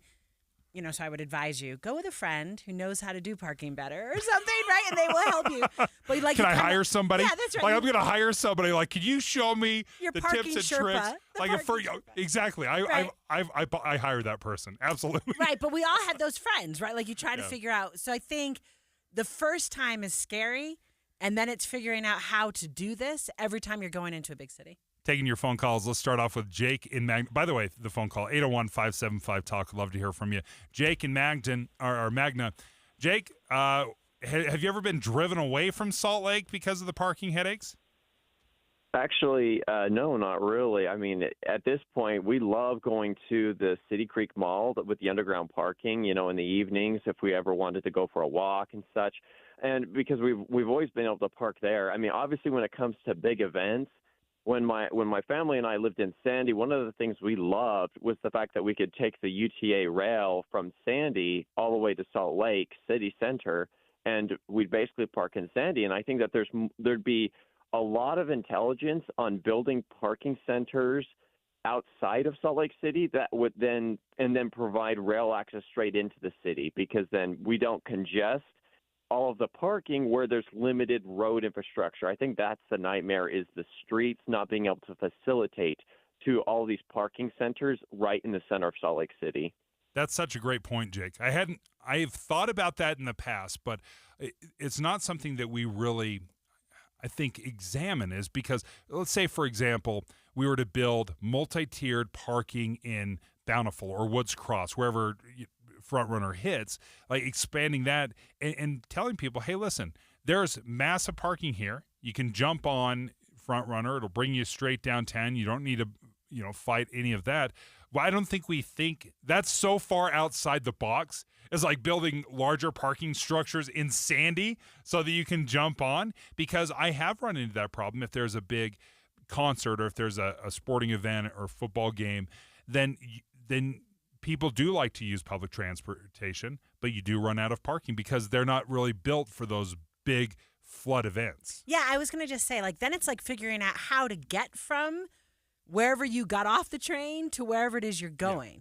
Yeah. And maybe, it also doesn't answer the question when they shut everything down at 11 o'clock and then you can't actually get home, right? So what we would need is a little bit more understanding from whoever runs those trains for what these events are. And maybe it's not every night, but maybe we know this night we've got a concert, or this night's a jazz game, or this night's a U football game, and on these nights we're going to run later, right? Yes. Yeah. If you've got an 8:30 start time, then guess what, folks? You're gonna have to work late. We're like mandatory overtime. Ginger in Bountiful. Ginger, what are your thoughts on this? I hate driving downtown anytime. It's hard to find parking, and when you can find it, the prices just get higher and higher every year. Maybe I'm too old and remember the good old days when parking was available and it was cheap. But I like your idea of maybe having giant places. I live in Bountiful. It's only a 10, 15-minute drive into downtown. But to find a place sometimes you go, holy cow, especially when there's major events going on, like at Christmas time with concerts and games and everything. Ginger, that's a great point. You are 10 minutes away from Bountiful. No way you find parking in less than 10 minutes. If there's a busy thing going on downtown, you're going to be driving around trying to find it. It can burn up as much time as actually driving to Salt Lake itself. Mike in West Jordan, what do you think? Hey, Dave, you're a regular downtown guy, and you have a hard time finding parking, as you said a couple times just now on the show. I don't come down that often, and when I do, I don't know where to go. And I've lived here for 20 years. I live, in West Jordan. I avoid downtown like a plague. I don't, and that's it, as you said, it drives me away. I don't want to go down there. I don't want to hassle with the parking. See, that's what concerns me, Mike. That I'm afraid that more and more people are having that experience when they come down to Salt Lake, and when developers are looking at planning. And I realize there are obligations, there's code. You have to have a certain number of parking spaces when you develop something, but it does feel like parking it's the least interesting part of a developer's job, right? They don't want to use up valuable real estate on parking when you could add more condos or more restaurants, whatever it might be. So I get why you don't want to take the time, space, and energy and investment on parking. Parking is boring. But at the same time, if you're driving away Mike from West Jordan from ever coming downtown because he just can't wrap his head around, like, I just don't want to hassle with it, I'll go somewhere else. You're costing the area revenue that would be brought in from other cities. It can't just be all the revenue from people that are living downtown. Yeah, no, and I love his point that you work here and you still can't figure it out. So I don't know if that's like, man, we got to talk about you, Dave Noriega. That's a Dave problem. But the answer is, if people who are comfortable with downtown Salt Lake have a hard time figuring it out, then if I'm someone who's making a calculus to come down for this concert, right, like that's going to be difficult. And I think, how do I say, the capital city probably belongs to everyone in the state, right? It is the capital city, Salt Lake City. And I think we've got to figure out how to make it that people like Mike or Ginger can get in and it's not a problem.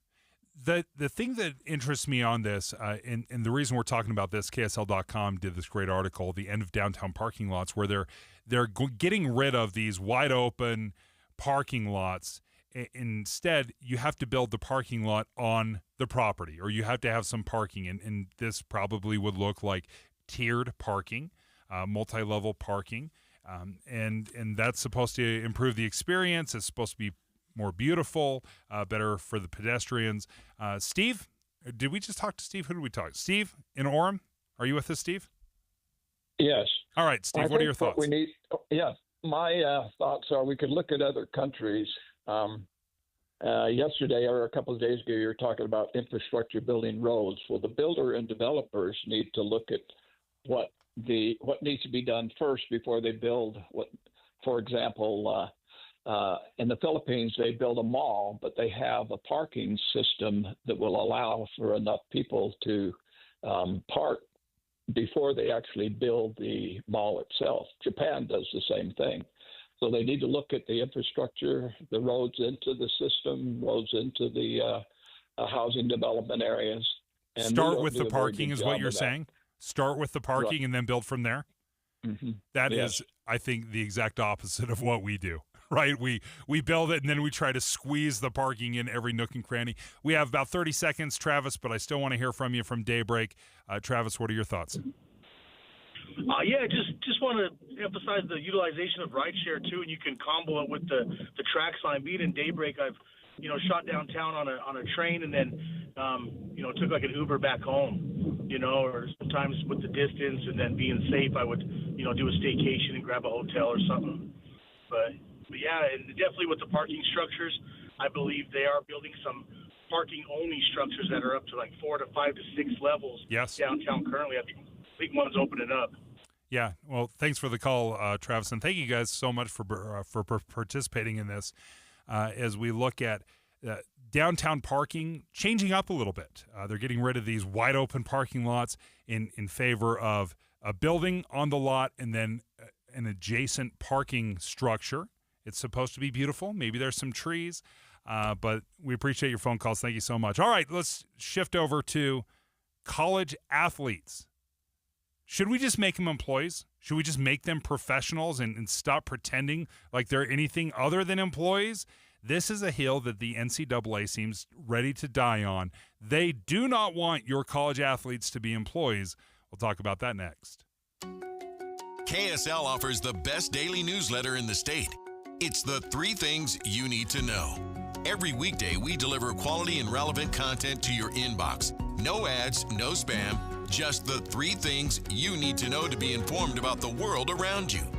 Subscribe today. Visit KSLNewsRadio.com or text the word inbox to 57500. That's inbox to 57500. Very exciting news. We've been announcing this for a little bit now, but Master Electrical Services joined forces with Mountain Home Services. I can speak from experience. Mountain Home Service installed my furnace years ago, and then they'd do the little tune-up every year or two, and it was amazing. I just loved it. I could tell that it was humming along. It was working effectively. Master Electrical Service has been your trusted source for all your electrical needs, your EV charger, your recessed lighting, from redesigns, remodels to new builds. Master Electrical Service can take care of you. But now that they've joined with Mountain Home Services, you're adding HVAC, that expertise. So your heating and air, your plumbing, it all comes with that upfront pricing guarantee. It comes with no hidden fees, 100% satisfaction guarantee. Master Electrical Service has been around since 1954. They're the company that we trust, and so can you. Go ahead and reach out to them. Website, mountainhomeservices.com. That's the website, mountainhomeservices.com, or give them a call, 801-543-2222. That's 801-543-2222. This is the story of the one who, as a maintenance specialist for a historic high-rise, knows that vintage charm historically needs constant attention. Which is why when it's time to upgrade turn-of-the-century mechanicals, they turn to Grainger. With easy access to 1 million-plus products and the scale to deliver when and where you need them. The right tools and supplies are never far away. So the one can keep that vintage building running like new. Call, click Grainger.com, or just stop by. Grainger, for the ones who get it done. Are you a small business owner who needs immediate cash flow? At Swish Funding, we have flexible funding options from $25,000 to $2 million. For the best rates and terms for your business, just one application to Swish Funding gives you access to our entire network of funders, with cash in your account in as little as 24 hours. To qualify, you must be in business for at least 1 year with monthly revenue of $50,000. Apply at swishradio.com and use code GROW. Swishradio.com, code GROW. On the surface, it seemed like just another Cinderella story. A team that was predicted to finish dead last is now waiting to play the first round of the playoffs. But Real Salt Lake's 2021 playoff run was so much more than what happened on the pitch. Our club is burning to the ground. This is the tip of the iceberg. Making of a Moment, the RSL story, is available now. I just kind of got chills right now thinking about it. Follow us at makingamomentpod.com or wherever you get your podcasts.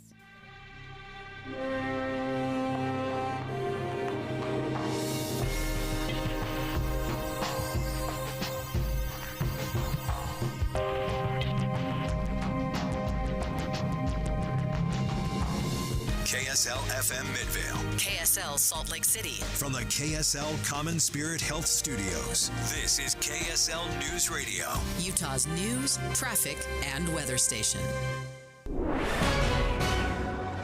10 o'clock at KSL News Radio. I'm Amanda Dixon. KSL's top story this hour. Preparation of the Church of Jesus Christ of Latter-day Saints Conference Center is well underway ahead of the 195th General Conference this weekend. It takes about 30 work hours or about 3 weeks to completely assemble what you see on camera. Conference Center staging lead Brandon tells the church newsroom the stage is made up of more than 500 pieces.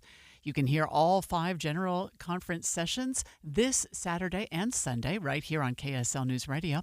With special programming in between those sessions, it all starts Saturday at 9:30 a.m.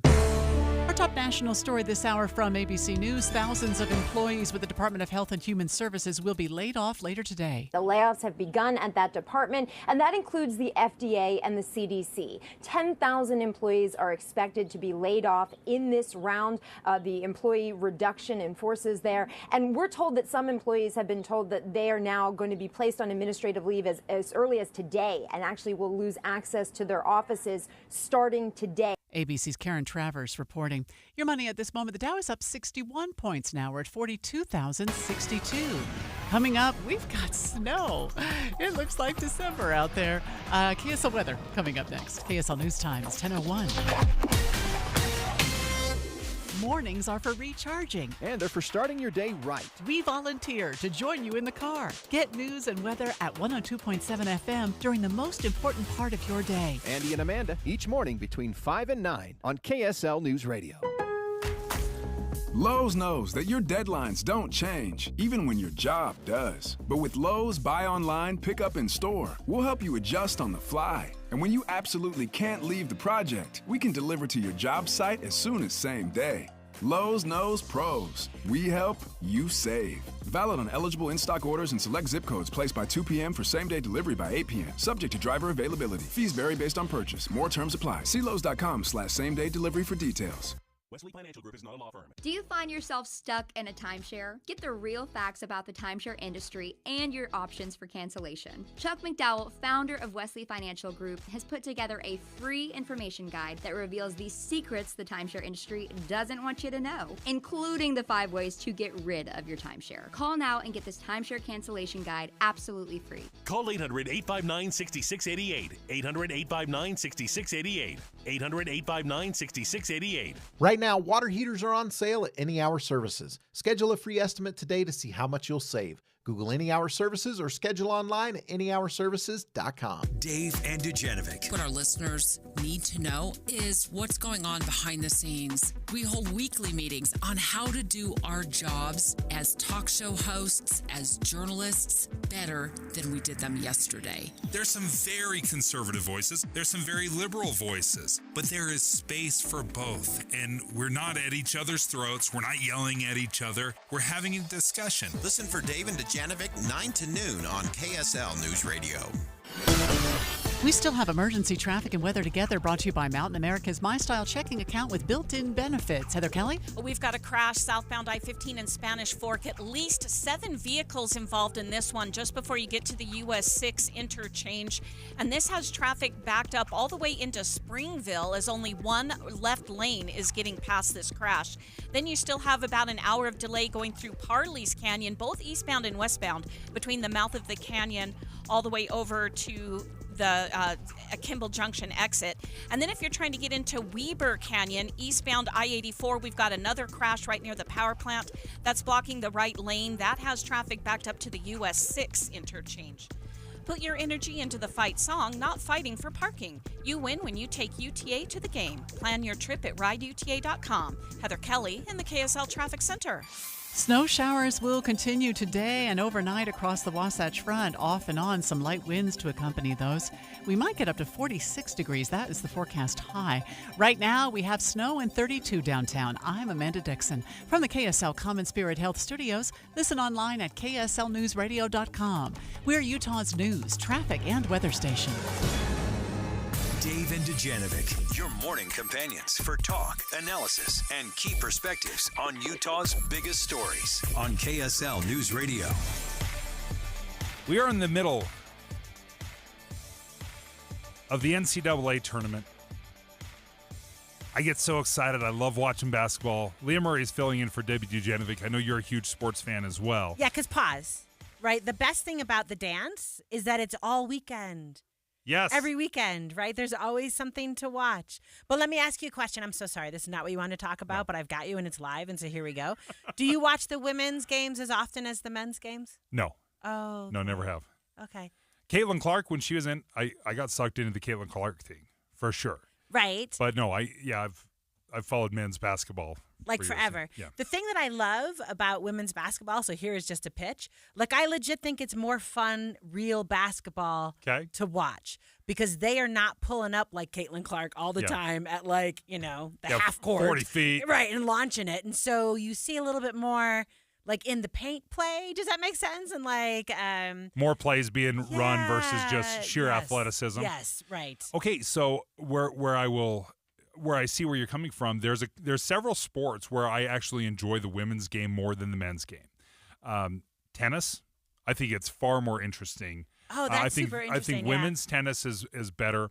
I think women's volleyball is better, and I think women's pickleball is better. I'm one of those nerds that like watches professional pickleball. Pause. No, wait. Did you watch like all the former tennis players playing pickleball? So it was like Steffi I will watch Graf and like Andre Agassi and Steffi Graf play pickleball all day long. Oh my gosh, it was the best thing ever. They are. Yeah. I'm a big pickleball player, but I love it because there's not so much power in speed where it's in tennis is the worst. It's like monster serve, bad return, put away. Right. Like, that's awesome. That was 3. Right. In the women's game, you'll have rallies of 20, 20 back and forth hits. So it's very interesting. So your pitch is that basketball is the same way? I feel that basketball originally was designed, so you could do the history lesson on this, but like to teach angles, right? So you're learning what's the right bounce pass and where do I have to put this ball so that we can do. And when it's all about shooting, like that, all of that play goes away. Does that make sense? Yeah. Like the skill set of Carmelo Anthony goes away. So when it all becomes the shooting from way outside, and women just can't do that. So you're seeing much more old school basketball when you're watching the women's game. And there's some complaints about the NBA because it has become so hyper athletic where it's one-on-one breakdown dunk or a three-pointer. Right? There's really, it's been simplified in a lot of ways where you don't see anything other than taking it to the rim or shooting from deep. That's right. There's nothing else there. So to me, that's like the power serve, bad return. Yeah. Right. For me, yeah. So, okay, the question we have when we're talking about college athletes, and this one really hits close to me because I was working in the sports department in the middle of Jimmer Fredette and Jimmer Mania, where the entire nation was watching this one player absolutely captivate the college basketball world with some unbelievable play. And I'm watching him play, and he is being asked by every news organization in the world to come on and talk about BYU and talk about his incredible senior season. And this guy didn't make anything. He was the most popular player in the nation. He was one of the most recognizable basketball players in the world. LeBron James is tweeting about him, about how incredible he is. And Jimmer Fredette didn't make any money. There was no NIL money. There was no stipend. Did BYU make money off of him? Oh, hand over fist selling out the Marriott Center every single game. Yeah. And he doesn't make anything. So I look back at players, at whether it's Alex Smith up at the University of Utah or Robbie Bosco, Jim McMahon, or Max Hall, whoever it might be. These players have made millions and millions and millions of dollars for their school, billions of dollars for the NCAA in general, and they receive nothing. So it was a broken system for a very long time. And the argument that, but they got their schooling paid for. Oh, yeah, like, really? Hey, college matters, Dave. We have had this argument before, so I feel like we can go down that rabbit hole, but college matters. Let me ask you a question. Okay. So I'm just thinking like old school Olympics. So back in the day, the United States had this rule that was like you could only perform or compete in the Olympics if you were an amateur. Yes. Right? And we kind of gave that up in the 90s with the Dream Team, right? Yep. And we were like, we're going to send all of our dominant players yeah. and just destroy the planet with this, right? Is there some kind of value, do you think, to having a hard line, right, on what the point of the sport is?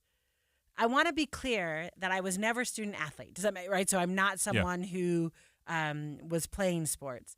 So, but I want to be thoughtful about there must have been some reason why that mattered to us 30 years ago, right? That it mattered that maybe you were doing sports for the sake of the sport. I don't know. And I would say the vast majority of athletes are that. They are playing sports because they love the sport and they want to continue to play, and maybe they get, some of their schooling taken care of. Just to be very clear, who's making money in college athletics right now? Number one, you got to be a big conference. So you got to be a Power 5 conference, Big 12, Big 10, SEC, ACC, you've got to be that. And you've got to be one of the best players in those conferences. Those players will make very good money right now in the current NIL deals, right? But what is the softball player making? What is the baseball player? What is the hurdler making? The hurdler's not making any money. They're not making any NIL money, right? But so the question is, should college athletes just be considered employees instead of playing this game of, hey, they're amateurs, they're student athletes, but not really, and some get paid millions and others get paid nothing? Should we just say college students that play sports, they are employees? Right. I mean, so let's ask this question. I love how you just talked about the SEC, which I think, so correct me if I'm wrong, but I think all of the people still dancing in the NCAA tournament are from that conference.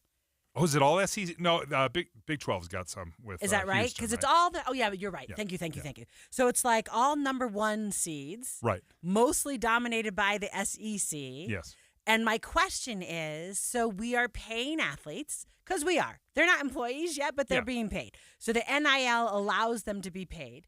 So places that are in these big conferences, right? So then the kids are entering portals to try to get to.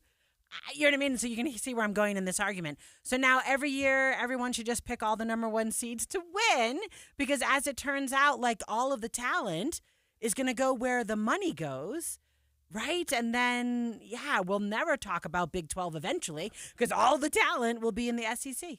So I wonder if there's not more parity right now than there has been in the past. Because right now I look at BYU. And BYU hired a new coach, Kevin Young. He's a great coach. But let's not kid ourselves. The reason BYU is good is because of the players. And they were able to bring in some heavy hitters. Yegor Demin was from Russia. Really has no connection to the LDS faith. Is just a basketball player, and it was the money and the NIL and the pitch that, hey, come here, focus on basketball, don't have any of the distractions, we'll pay you some money, get ready for the NBA, and we'll send you on your way.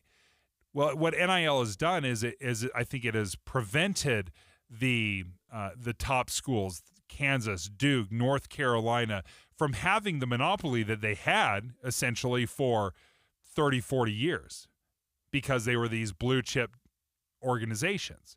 What you need right now is just basically a wealthy donor or a well-organized grassroots effort that can raise up money. And then now, all of a sudden, the BYUs of the world or the Gonzagas of the world or the St. Mary's of the world can have a lot of success because they are paying athletes. All right, I like this. So the answer is actually we're going to bring equity into the NCAA by paying tons of money. Let me ask you another question. So Florida, Tennessee, Texas doesn't tax income. So if students earn NIL earnings in the state of Utah, they're going to pay income tax in the state of Utah 4.5%. on that income. Yep. That's right. So maybe actually once these kids figure this out, they will go play for Houston because in Texas, all that money is not taxed. But not all the good players can just play on 4 teams. That's one of the beauty. You may say, hey, I can make more money at Houston, but maybe I value playing time. Maybe instead of being the fourth best player on Houston, I can be the number 1 best player with BYU. The question, and I wonder why we've been so hesitant, though, over the years. We're finding a million different ways to, number one, say, you're an amateur athlete, we're not going to pay you. We spent decades saying that. Like, you got an education, we paid you for your housing and your food and your schooling, and just be happy for that. That was argument number 1.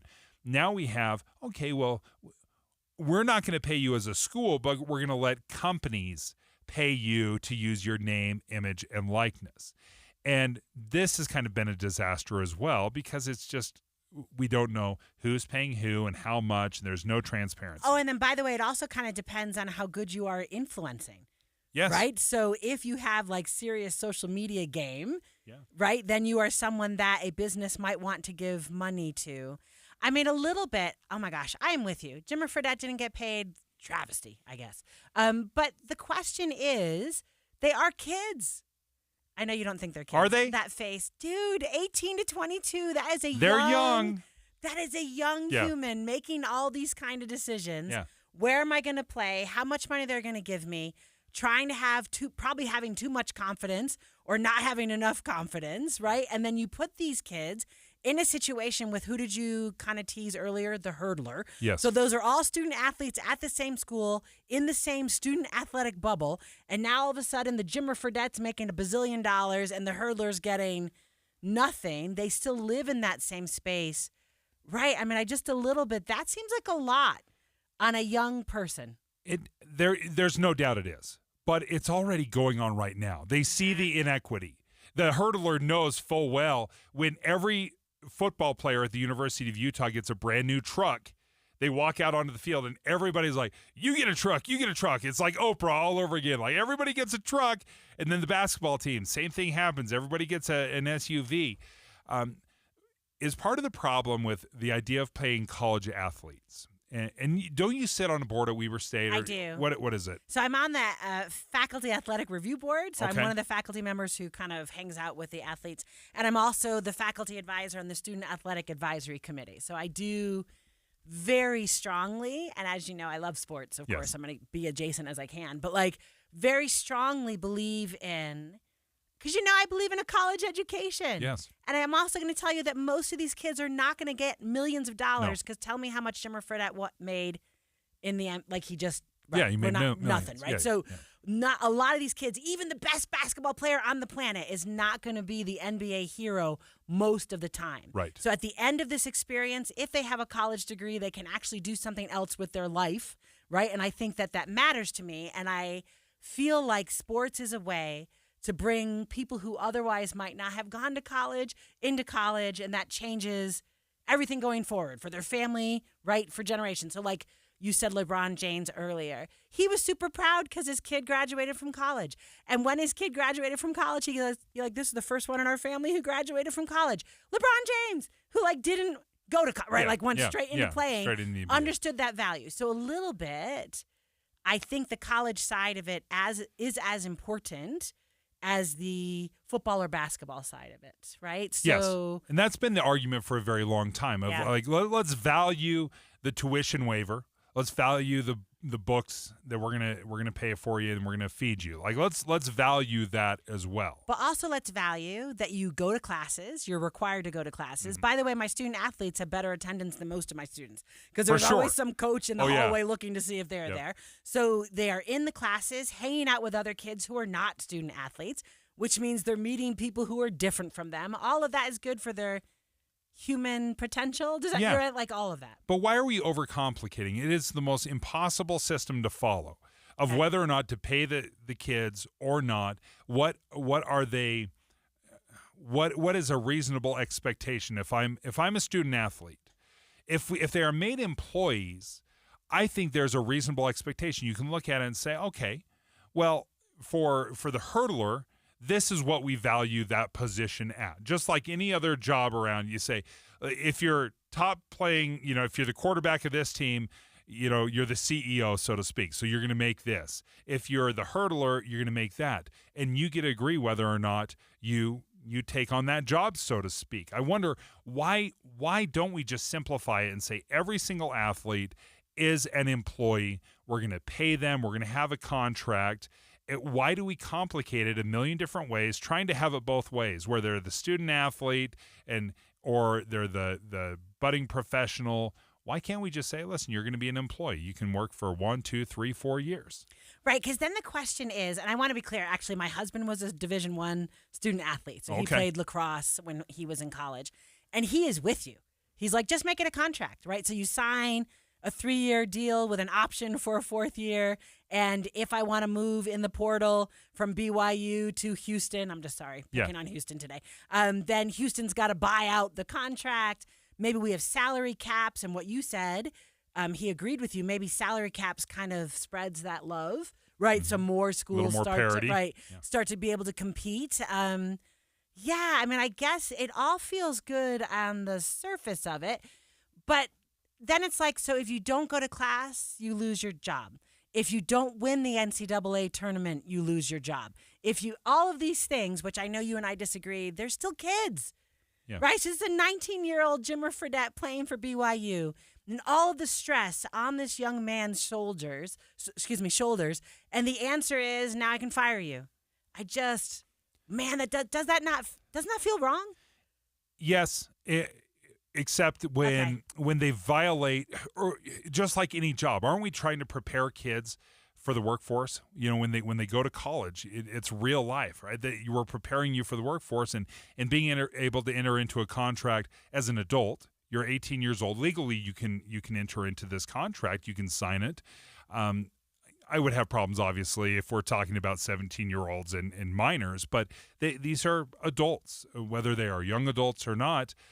I wonder, is that the money that is in sports right now, the billions of dollars that is being spent and generated, and so many of these athletes are not reaping the benefits. And now, as of the last several years, some are making enormous amounts of money. Caitlin Clark was making more than $3 million as a women's college basketball player. That would have been unheard of until recently, till they realized, oh wow, everybody's tuning in. Yeah, we're tuning in every single game to watch her because she's amazing, and it brought great notoriety and raised the collective interest in women's basketball. Right. There's these seminal athletes that just raise the interest. Larry Bird and Magic Johnson did it. Jimmer Fredette did it for BYU basketball. Michael Jordan, obviously. Caitlin Clark. But my concern is most colleges, it is a revenue loser in a huge way. They spend more on their sports than they bring in. And John Dougal, the state auditor for Utah, did some great research a few years back about how much money students are spending in fees, school fees, to help subsidize. Not student athletes. So I want to be clear, right? Like just human student, not that they're all of humans, them, right? But all the students going to the University of Utah pay into their fee structure something that supports that. What did you call him earlier? The CEO? Yeah, the quarterback. The quarterback. That's right. So they're subsidizing the athletics department at the University of Utah. This was a few years ago. This was, I think, back in 2020, 2021. The University of Utah, each student was responsible for $742 per year at the University of Utah. The University of Utah, they were in the Pac-12. They're making $20 million a year. They are the elite. They're as elite as it gets in Utah, right? They were making more money than any, and then students were still having to subsidize the athletics department to $742 a year. At SUU, it was $1,500 a year. At Utah State, it was $1,100 a year. Now, if you are a student and you are making $12 an hour working on campus, serving food or sweeping up the lawn, whatever, and you're looking at that $1,200 a year or $1,100 a year that you are giving to the athletics department, is that money well spent? Right. Probably not, right? I mean, I think, but then the question is, then what does the school get from having an athletic program when they're not making money for them? Because I guess the answer would be, if we only had football, we wouldn't need the fee, right? Yes. So it must be we're paying these fees to cover the hurdler, right? Yeah, like is our example. That's true. But maybe we decide there is a value add for having a sporting, man, I don't know. Maybe the answer, Dave, is taking football and basketball just out. Somehow. Right? Like making them their own. Well, you just ruined Title IX, Leah. You just attacked Title IX. Good luck with that. I know. What in the world just happened? I did not expect it to turn that way. You know what we need to do is take the ones that are making all the money, set it aside. Like, what just happened to women's you're not basketball? wrong, but see, like all the little cascade effects when you talk about it. It is. Should college athletes be employees? Have we just overcomplicated this? It's a great conversation. I think we're trying to figure it out, but as we're watching, and millions of people are watching the NCAA tournament and the Final Four and the championship game, and you see millions of eyes on this, and they're making money in college and TV contracts. The question is, are the athletes still the ones paying the price, and is everybody else cashing in? 911, what's your emergency? They kidnapped my son. What would you do if your child disappeared and someone you trusted was responsible? We thought he cared for McKay, when in fact he didn't care for anyone. Listen to Ransom now at ransompodcast.com. Mountain Home Services, talk back to KSL. Text us at 57500, sponsored by Mountain Home Services.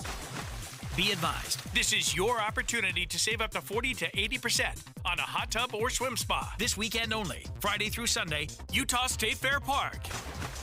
Be advised, this is your opportunity to save up to 40 to 80% on a hot tub or swim spa. This weekend only, Friday through Sunday, Utah State Fair Park.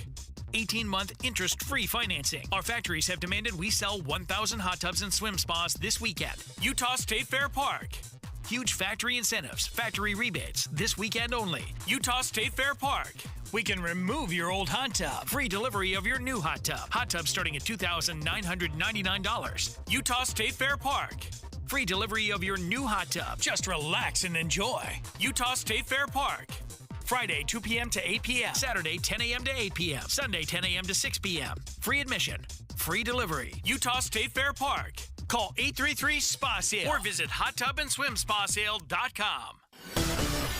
Emergency traffic brought to you by Mountain America. We have big delays right now. Southbound I-15 leaving Springville headed to US 6 and Spanish Fork.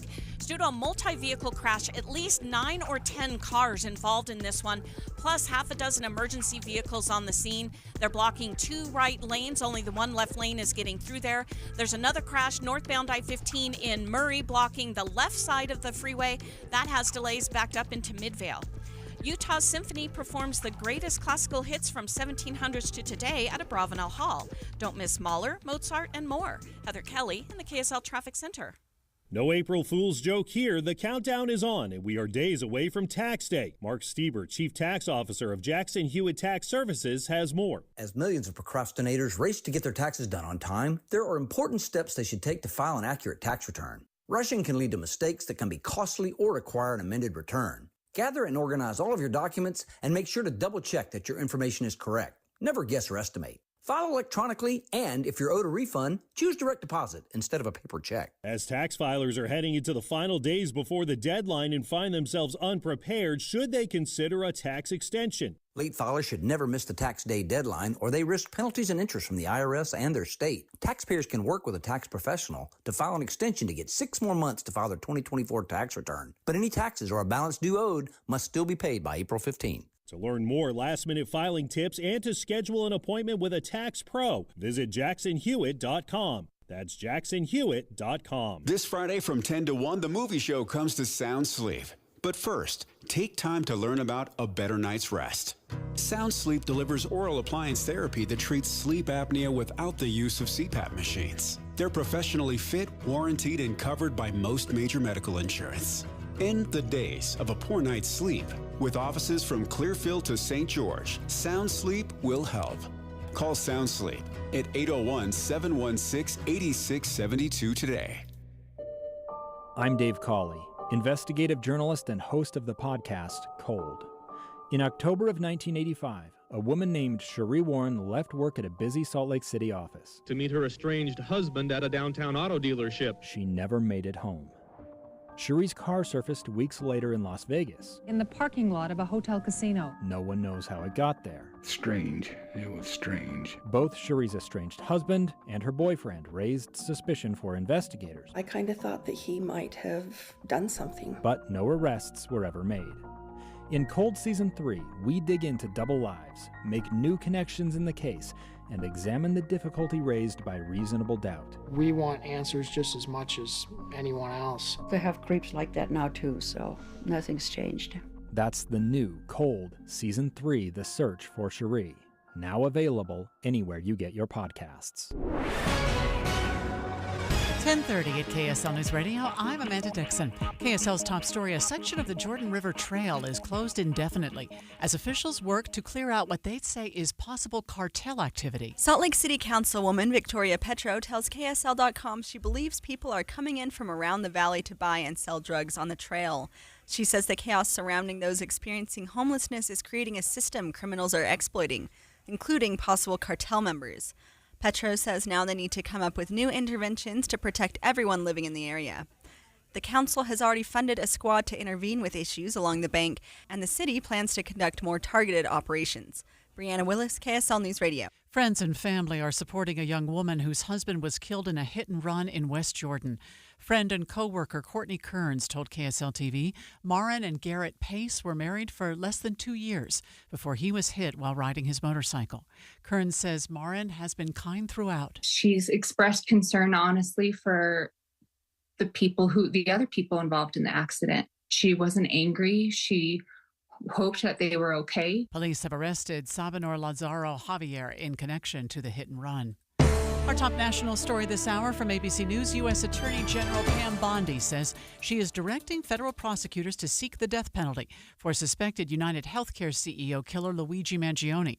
Bondi says it's to carry out President Trump's agenda to stop violent crime and make America safe again. Your money at this moment. Let's see where the markets are now. The Dow is down just slightly, down 10 points. We're at 41,991. Coming up, we've still got rain and snow in the forecast for today. KSL weather is next. KSL News Time, 10:32. A reminder about the simplest way to get updated for your day. Hit your KSL preset when you jump in the car, and we'll take care of the rest. Hear key news updates and traffic reports. Andy and Amanda from 5 to 9 in your car. KSL News Radio at 102.7 FM. How does a soccer club born in an unlikely place, Utah? You sure you want to do that in Utah? built with players no one else wanted, We knew no one believed in us. reach the league's highest heights? We finally did it. It was like just this feeling of getting to the top of the mountain. How does that same team find a way to shatter expectations in the midst of a fight for its own survival? Our club is burning to the ground as we speak. I'm Amy Donaldson, and in a new podcast, Making of a Moment, the RSL story, we take a closer look at one of those iconic sports moments. Soccer is a crazy game, and we saw it firsthand tonight. And unravel how knowing the truth of these moments can transform what they mean. I just kind of got chills right now thinking about it. Making of a Moment, the RSL story, is available now. Follow us at makingamomentpod.com or wherever you get your podcasts. Teens can get up to $200 with a Teen Learn and Earn account. Plus, continue earning rewards as they master the essentials of finance. More at cypresscu.com/teen. We have emergency traffic and weather together, brought to you by Mountain America's My Style checking account with built-in benefits. Heather? Traffic is pretty much at a standstill southbound I-15 from 4th South in Springville all the way down to the US 6 interchange in Spanish Fork. It's due to a multi-vehicle crash blocking 2 right lanes of the freeway. Only 1 left lane is getting through there. You also have delays northbound through all of Spanish Fork and Springville in the same area. That is due to snow blanketing the freeways. And then up in the Salt Lake Valley, northbound I-15, another crash at 4500 South in Murray is blocking the left shoulder. Traffic pretty slow through there with snow continuing to fall. The good news is the traffic through Parley's Canyon has eased up. It may only take you about 25 minutes now to get through there. And remember, our KSL Mountain Home Services text line is always open at 75700. Utah Symphony performs the greatest classical hits from the 1700s to today at Abravanel Hall. Don't miss Mahler, Mozart, and more. Heather Kelly in the KSL Traffic Center. Snow showers will continue today and overnight across the Wasatch Front. You can expect some light winds. I'm not sure we'll get to that forecast high. 46 degrees is our possible high today. Right now, we have light snow and 34 degrees. I'm Amanda Dixon from the KSL Common Spirit Health Studios.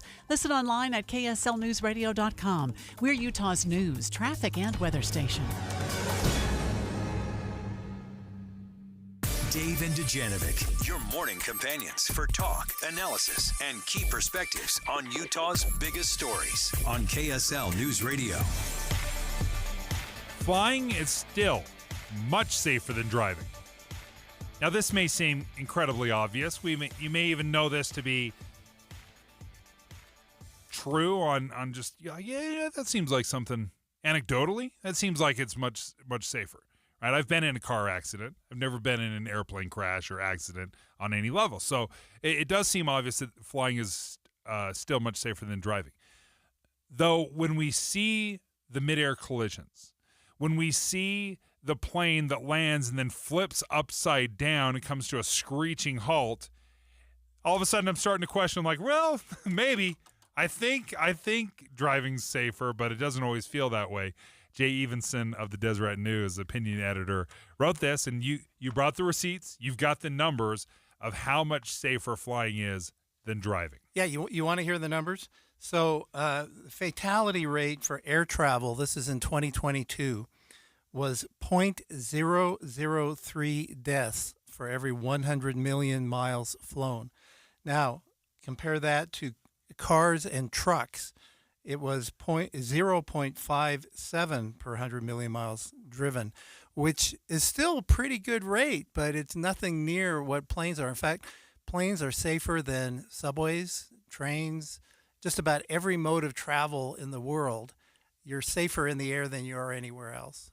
Do you think we're talking about this, though, Jay? Because I'm going to just tell you, I'm a little nervous to fly, right? So the answer is, I feel like we're firing a whole bunch of people, which feels like it could be air traffic controllers. You hear those stories. Like this week, I think, in some air traffic control, there was like a fight between two people. Like a little bit, you're not wrong, except that when I'm driving my car, I feel in control of whatever is happening.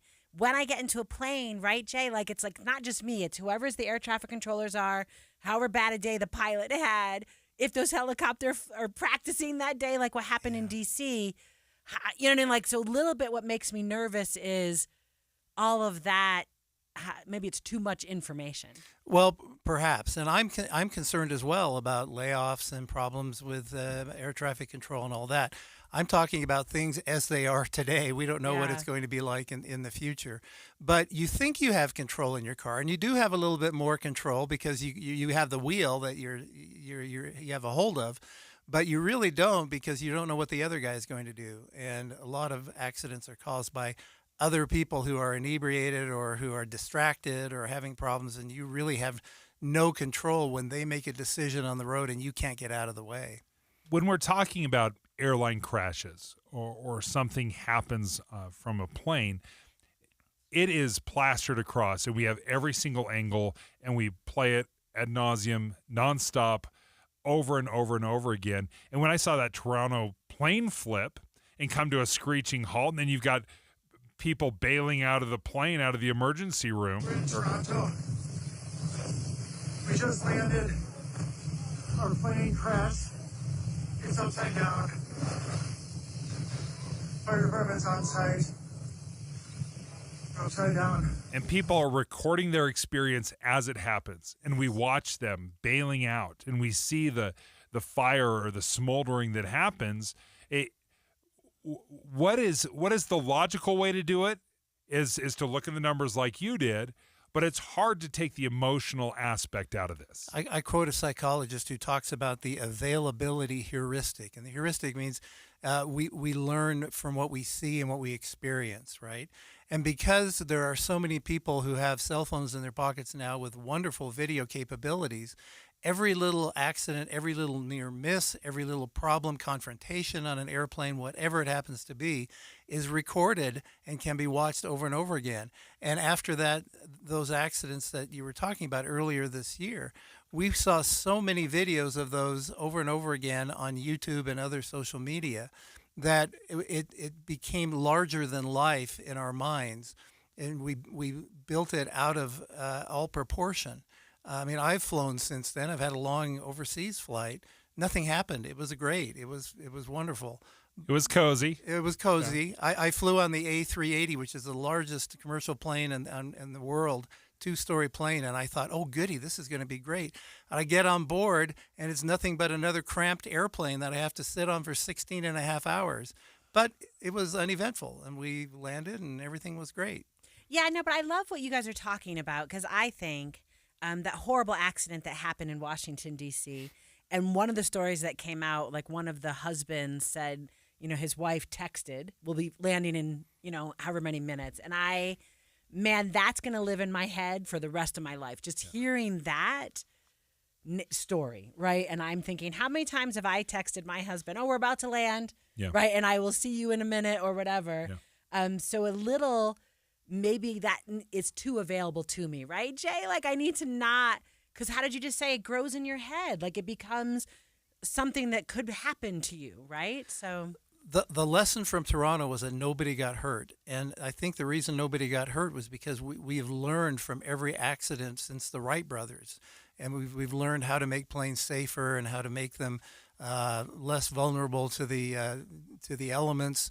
The crash in D.C. back in January, that was the first commercial crash of its kind since I think 2009. That's an incredible record. And I have here with me just a database from the year I was born, 1959, of all the airline crashes. And it goes on for pages, and these are big airlines, American, Capital Airlines, Southeast Airlines, American, and just about one a month. And people still flew back then, but we didn't have video of all those crashes. We had newspaper stories. We saw some of this happen when Jaws first came out. And everyone thought they were going to be attacked by a shark every time they got into the ocean. Or we did the same thing with nuclear energy. Right. We've lost complete faith in nuclear-powered energy because of Chernobyl, 3 Mile Island, and Fukushima. Right. We can rattle those off the top of our heads because we're like, oh, nuclear energy, how dangerous is that? When you really break down these numbers, it is clear nuclear energy is safe. Going into the ocean is safe. You're not going to be eaten by a shark. Every once in a while it happens, and it's just blown out of proportion. I wonder if we're not doing the same thing to autonomous vehicles. Because I will tell you this, autonomous vehicles, they're 9 cameras where they can see everything around. Pause. You just switched from flying to like a self-driving Tesla. Is that what we're talking about? Yeah. Okay. So the question I have is the perception, because every time there's a crash with an autonomous vehicle with Tesla, or like autonomous driving doesn't work, I'm like, wait, we had 433,000 crashes last year, and you're worried about the one crash Tesla had because it didn't read something right. Dave, you are absolutely right, but the one thing that terrifies me more than anything else is being in a car with no steering wheel and heading toward a cliff, and there's nothing I can do about it. But you're absolutely right. But it does become an emotional kind of reaction that we have. And how do we set that emotion aside if there is better technology? Because air travel is obviously safer. The technology is better than car travel. Maybe per person, far more people drive than fly, but still, flying is extremely safe. And your point's so well taken, right? Your data from 1959, everyone would have learned about those stories deep in a newspaper. Yeah. Right? And I think reading it doesn't have the same impact. Yeah. Jay, thank you so much for joining us. Look forward to your articles. Every time you publish, you can find Jay's opinion articles at thedeseretnews.com. This one, flying is still much safer than driving. Some great numbers. If you're getting a little bit nervous about your flight, just read this article. You'll feel fantastic. Coming up next, a leading candidate in France has been barred from running for president in France. Is this lawfare or just justice?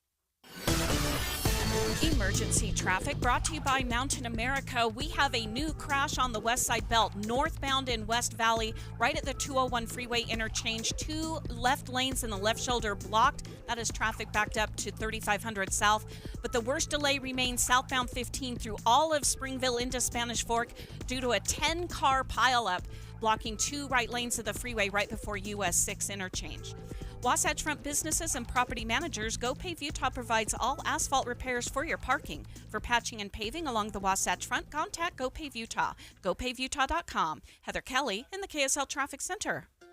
Hey, it's Brian with Olson's Greenhouse. In today's busy world, your home should be your sanctuary. A peaceful retreat where you can unwind, breathe deeply, and recharge. And what better way to create that haven than with flowers? A pop of color in your flower beds, a cheerful container garden by the front door, or a lush patio filled with vibrant blooms can transform any space into a personal oasis. Flowers don't just brighten up your home, they lift your spirits too. Research even shows that surrounding yourself with plants can reduce stress and boost happiness. At Olson's Greenhouse, we grow premium quality plants that make it easy to bring beauty and joy into your life. Whether you prefer bold, eye-catching colors or soft, soothing pastels, we have the perfect flowers to complement your space. And with locally grown plants, you know they're ready to thrive.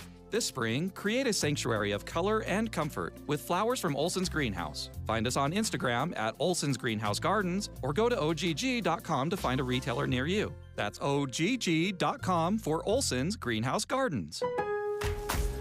Lowe's knows that your business is built on speed and trust. That's why the Lowe's Pro Desk is here to get you what you need the moment you need it.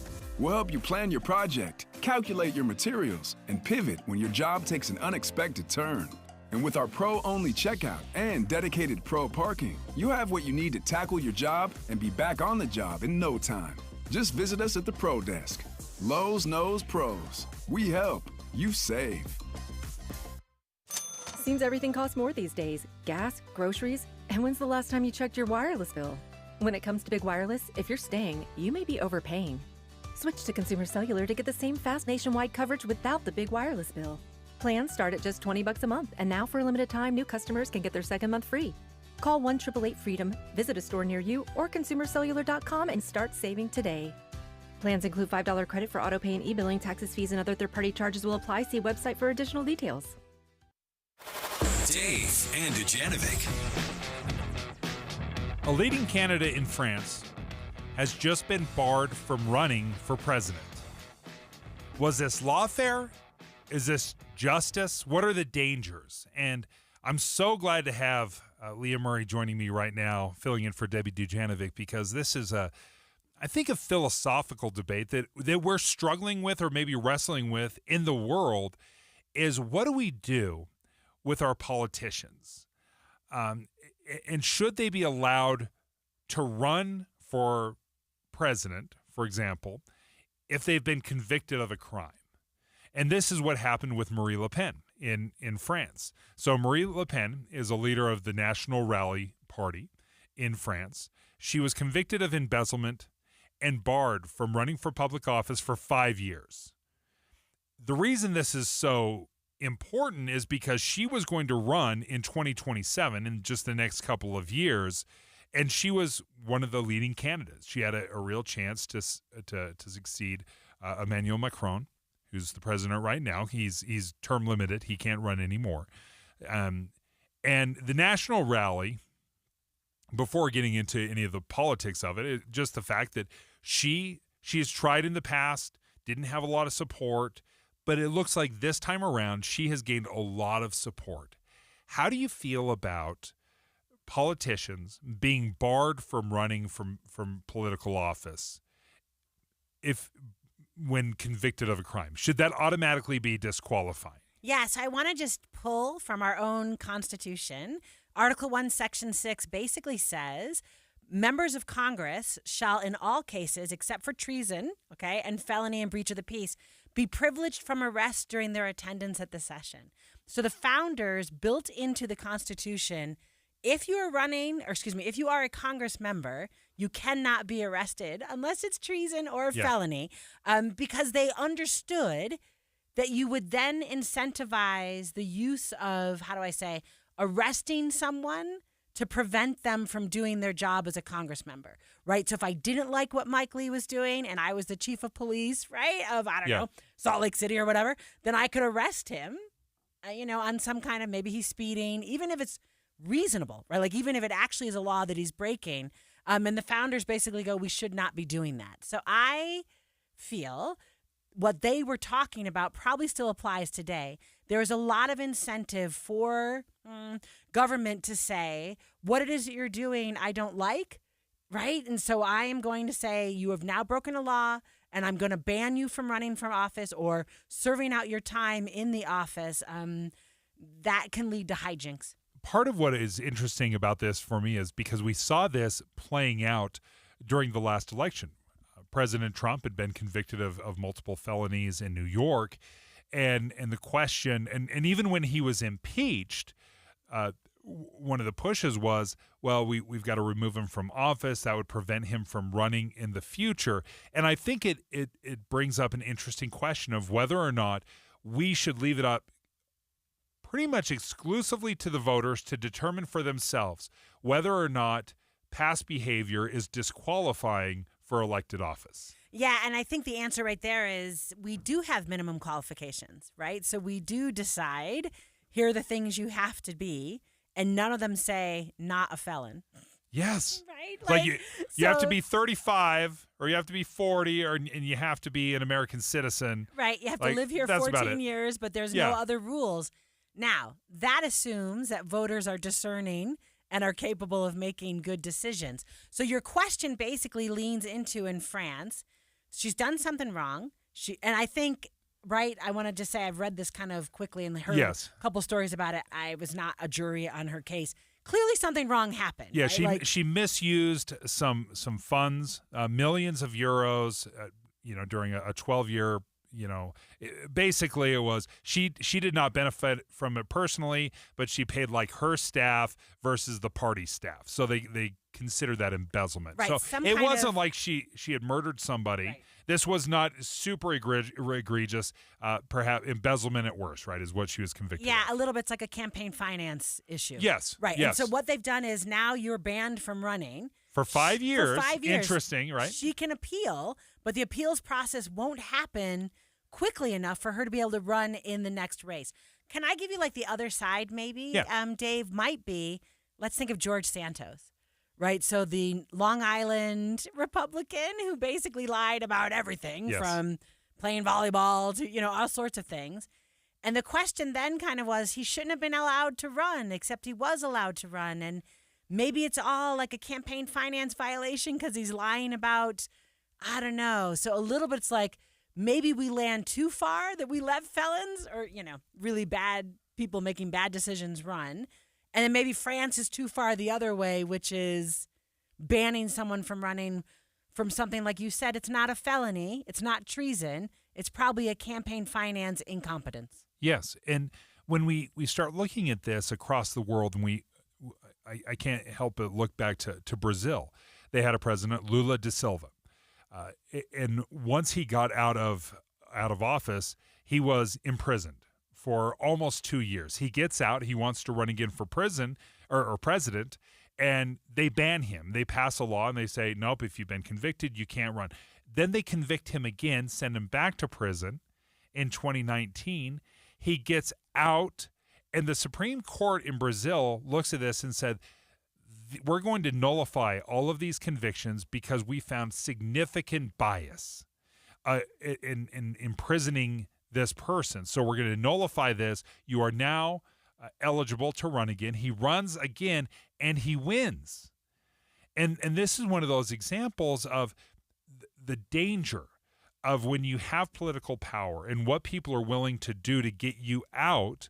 Are they willing to charge you or trump up charges, or whether it's legitimate or not? The danger I see there is, well, if I can remove you from even running, then I don't even have to, I move that chess piece off the board. Right. Then I don't have to actually challenge you in your the ideas. Right. I don't have to debate you. I'm just removing you. Yeah, no, I think it's interesting. I do think we keep asking this question. The governor of New York was asked to get rid of the mayor of New York City because of his what looked like a quid pro quo conversation with the Federal Department of Justice. And she basically said, I am not going to do that. Voters voted for him. If they don't want him, they don't have to vote for him next time. And there was a lot of criticism for her choice not, right? So I think what seems maybe obvious is not so obvious, right? Like, it feels to me like voters should just decide.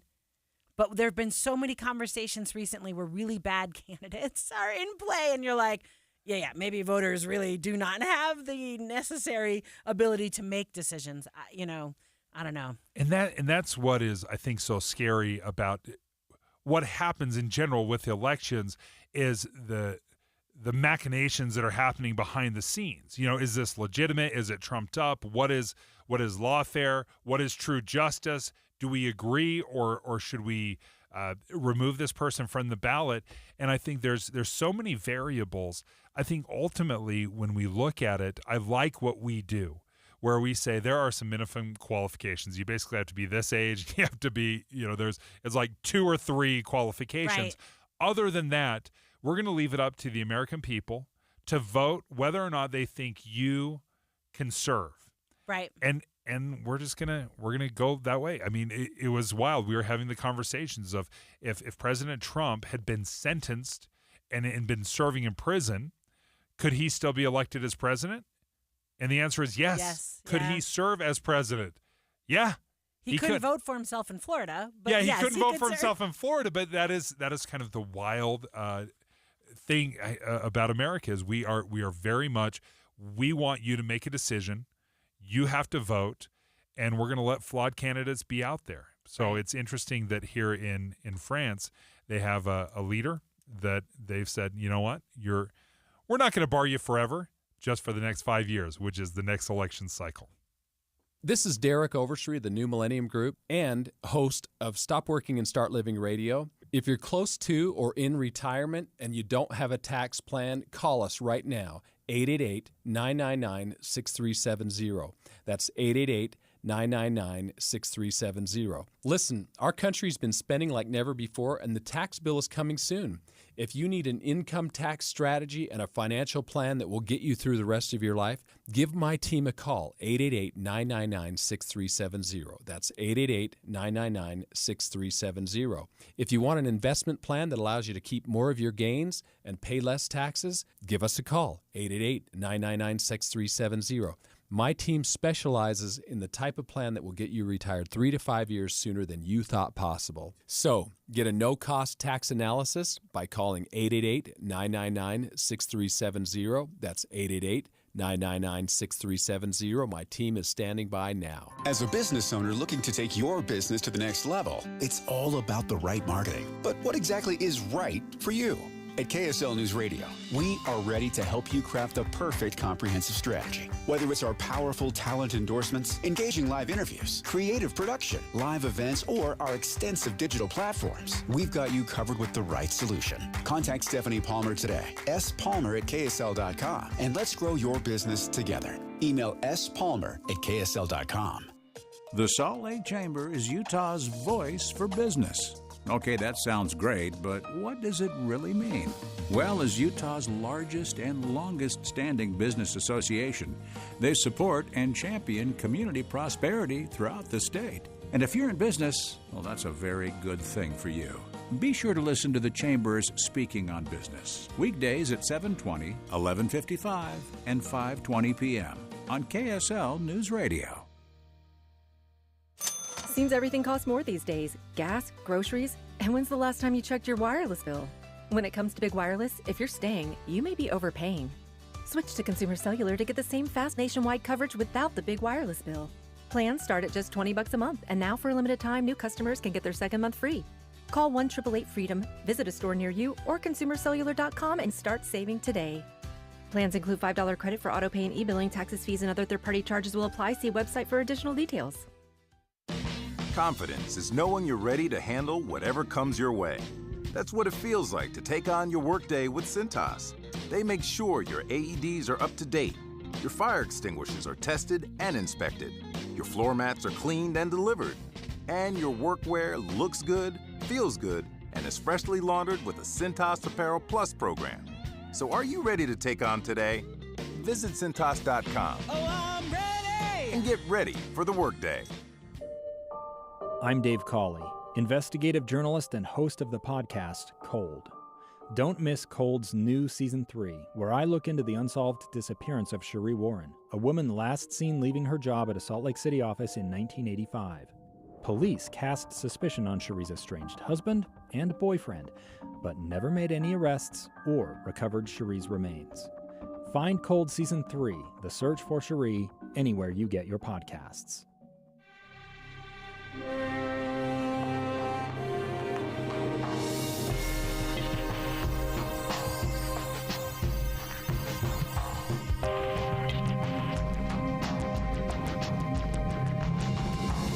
KSL FM Midvale. KSL Salt Lake City. From the KSL Common Spirit Health Studios, this is KSL News Radio. Utah's news, traffic, and weather station. 11 o'clock at KSL News Radio. I'm Jessica Lowell. KSL's top story this hour is breaking news on KSL News Radio. The Catholic Community Services of Utah says they will be winding down their refugee resettlement program now through next year. They say they won't be able to afford the program after changes to federal funding. The 50-year-old program offers help to hundreds of refugees every year. They say they won't be serving any new clients, but will continue to help those they already help. Our top national story this hour from ABC News. The State Department says it's in the process of sending disaster relief to Myanmar, but a leading aid group says a crucial window to help find survivors has already closed. In a statement, Oxfam America says for decades, the U.S. government has been at the forefront responding to emergencies worldwide by providing humanitarian support through USAID. Now that the department has been gutted and aid workers laid off, Oxfam says the U.S.'s ability to respond to humanitarian crises like the earthquake in Myanmar has been severely compromised. ABC's Sherry Preston reporting, and the U.S. Attorney General has directed prosecutors to seek the death penalty against Luigi Mangione, the man accused of gunning down United Healthcare CEO Brian Thompson outside a Manhattan hotel in December. The 26-year-old suspect faces separate federal and state murder charges for the killing. And your money at this moment, Dow up 17 points, S&P also up, and NASDAQ also up. Coming up, the latest on those wet roads. KSL traffic is next. KSL News Time, 11:01.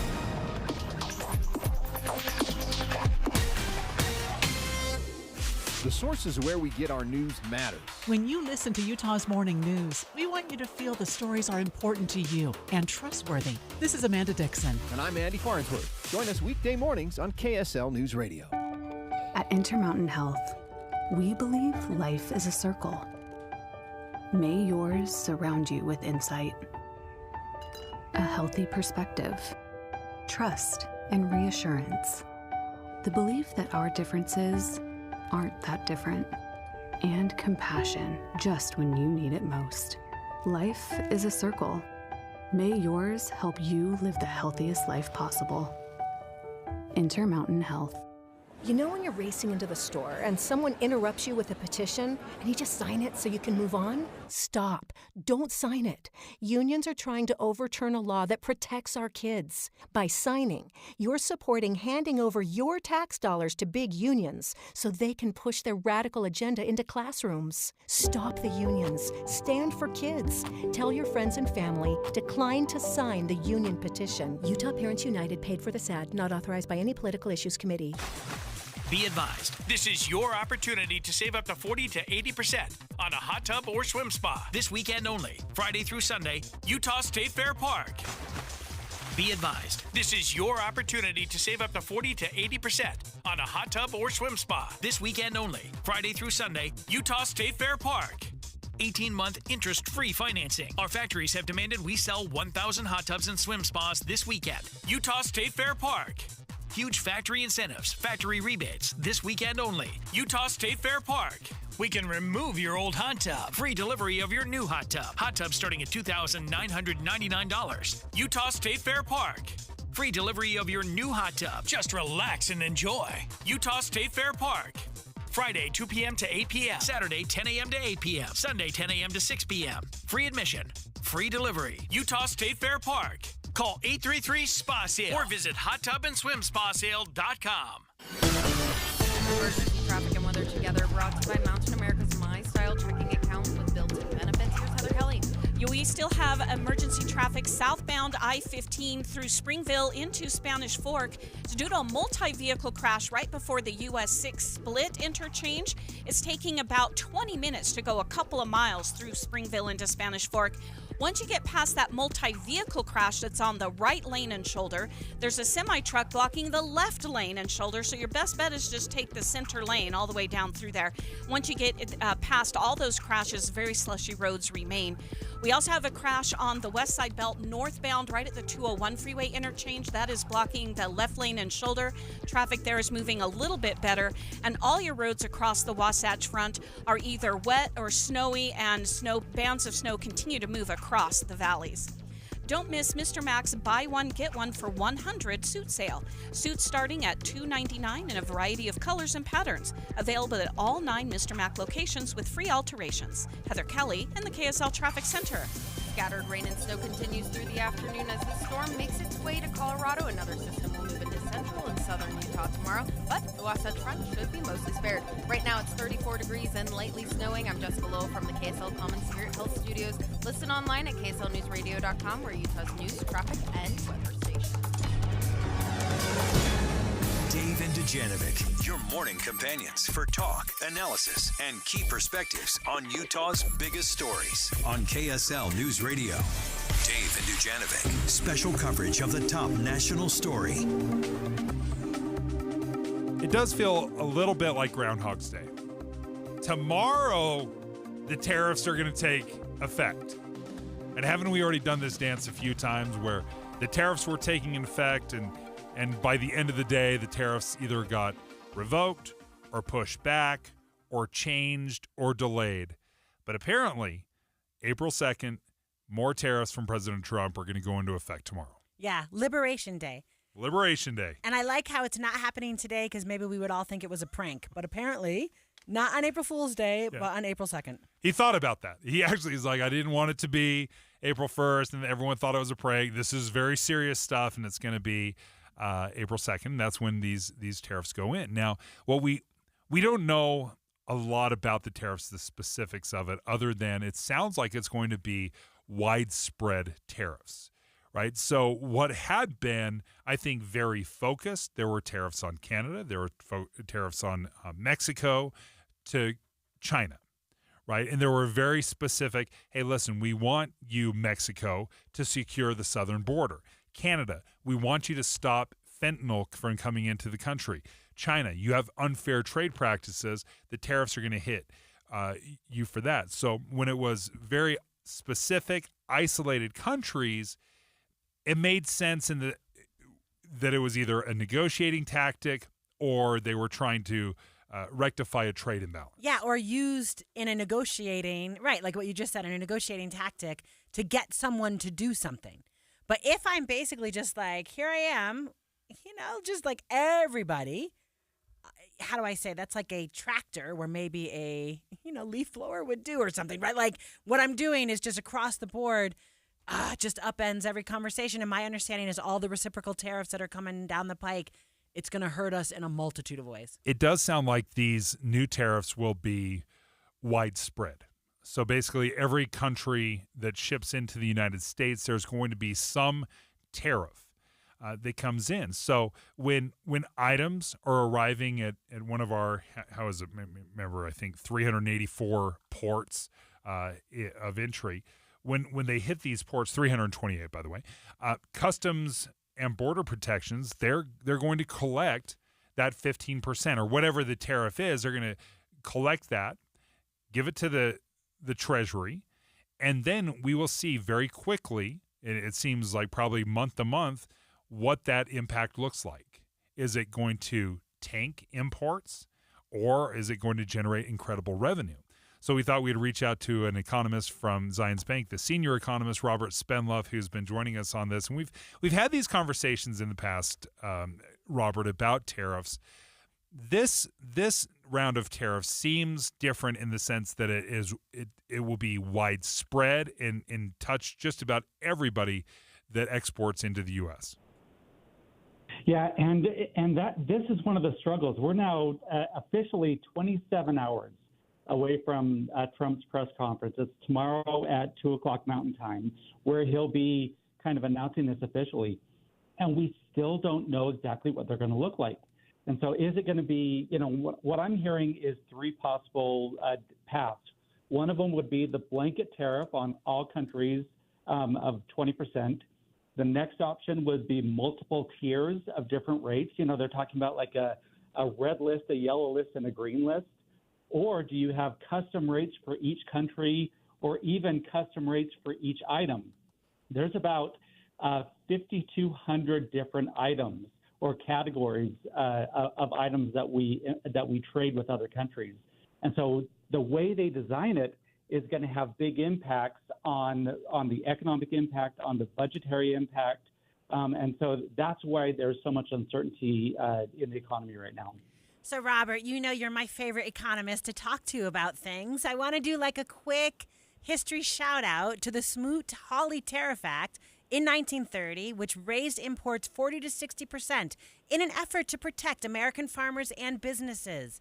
And that led, I think most economists would say, so you just correct me if I'm wrong, to, I don't know, the Great Depression, which was one of the biggest economic collapses our country's ever seen.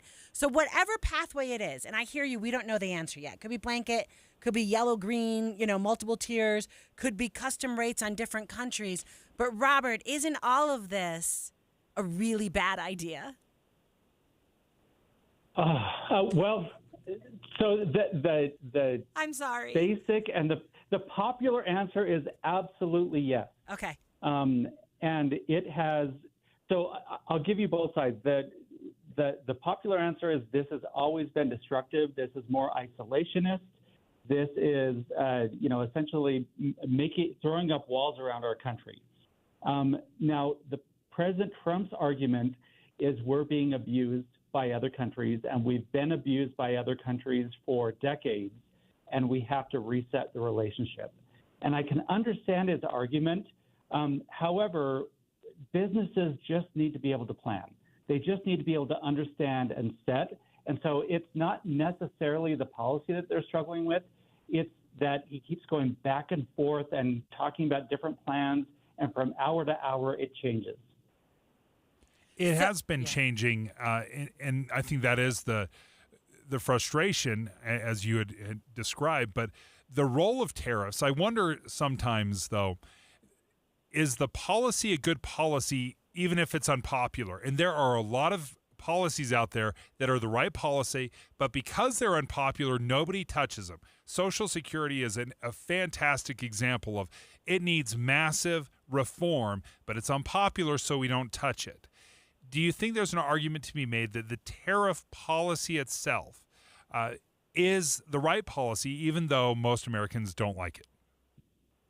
Well, that's kind of the core of the argument. So they call this economic detox. They say we've gotten addicted to cheap stuff from overseas. We've gotten addicted to government spending. We've got addicted to unsustainable levels of debt with our own government. And we've got to break ourselves from this addiction. And so, they say this economic detox is absolutely necessary for us to improve. Now, and I think everyone agrees on that. We've got unsustainable levels of national debt. We've got unsustainable levels of borrowing. We've got, all these big problems. You mentioned Social Security. So how do you fix that? And if you think back, for years we've said, yeah, we've got these problems, but we can't fix them. And so he's saying we have the solution to fix it. Now, here's the struggle, is it's never worked before. And so we're putting a lot of confidence into this policy that is totally untested and saying, okay, we're going to roll the dice and hopefully it works. But if it doesn't work, there's a high degree of downside risk. Yeah, Robert, and can I just ask you, because Dave and I have been talking about this today, he thinks we'll know, how did you say earlier, Dave, like month to month, whether it's working or what the payoffs are? Yeah, I would think that we'd be able to see this since we are collecting these taxes at the border, so to speak, as they're coming in. Shouldn't we see relatively quickly whether or not we've just stopped importing things or if there's a huge slowdown? Typically economic policy will take months or if not years to really bear the fruits. I wonder if this doesn't give us a more immediate determination of what people and how people are reacting to this. Yeah, and Robert, and too, I would just add, what would we be watching for to see if actually this time it's working? Yeah, and so what you're describing, and Jerome Powell, the chair of the Federal Reserve, talked about this. Our hard data is now garbage because it's backward looking. And some of our data is looking back a month or a quarter or even a year. So then you have to switch to soft data, and the soft data can be really volatile, and it doesn't always translate into hard data.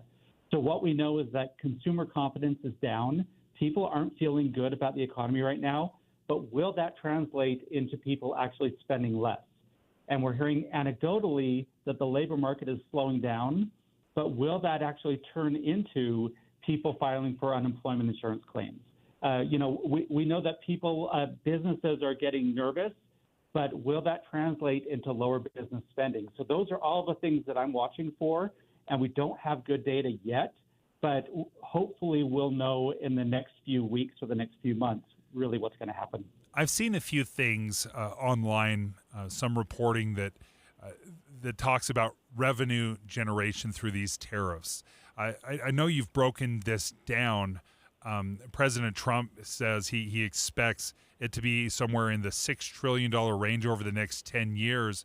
Have you had a chance to break down any numbers? What kind of revenue generation do you expect from these tariffs? Yeah, and this is where that modeling can get really fuzzy. So what you're hearing from the administration is that it's going to generate $6 trillion. Now, when they say $6 trillion, they mean $6 trillion over a 10-year period. So when you score federal legislation, it's a 10-year period. So what they're saying is it's going to generate $600 billion of revenue over every year over a 10-year period. But that is what we call static analysis. It's just looking at kind of the raw impacts.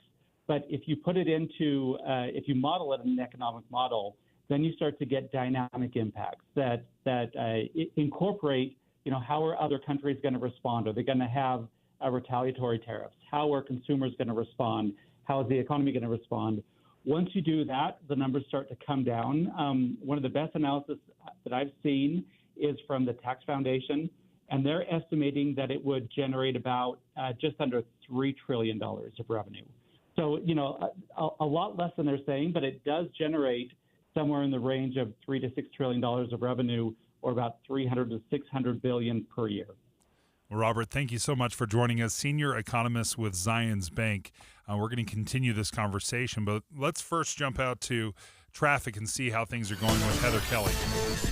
We still have 20 minutes of travel time to go 2 miles through Springville down to the US 6 merge in Spanish Fork. It's due to a multi-vehicle crash. Most of those vehicles have been moved over to the right lane and shoulder, but about half a mile south of that, there's a semi blocking the left side of the freeway, so you might just want to stick down the middle of the freeway. Heather Kelly in the KSL Traffic Center. Thanks, Heather. Thanks for the update. So we will continue to follow this. We get updates at the top and bottom of the hour as well. So we'll stick and make sure that thing gets cleaned up. But it does look like it's starting to dry up, or at least the snow is melting, still wet roads. So thanks, Heather. Returning to our conversation about tariffs, and it looks like there's going to be this whole host probably announced tomorrow around noon by President Trump on April 2nd, not April 1st. No April Fool's Day. On April 2nd, he will play out, what this tariff program looks like. Leah, your thoughts on? Yeah, so Dave, right there, the fact that Robert Spendlove doesn't know what the path is going to be, right? He mentioned there could be 3 possible paths and that people don't know what he's going to come out with. Right there, what I have been reading is that Republicans don't know. So John Thune, who is the Senate Majority Leader in the United States Senate, doesn't know what the plan is.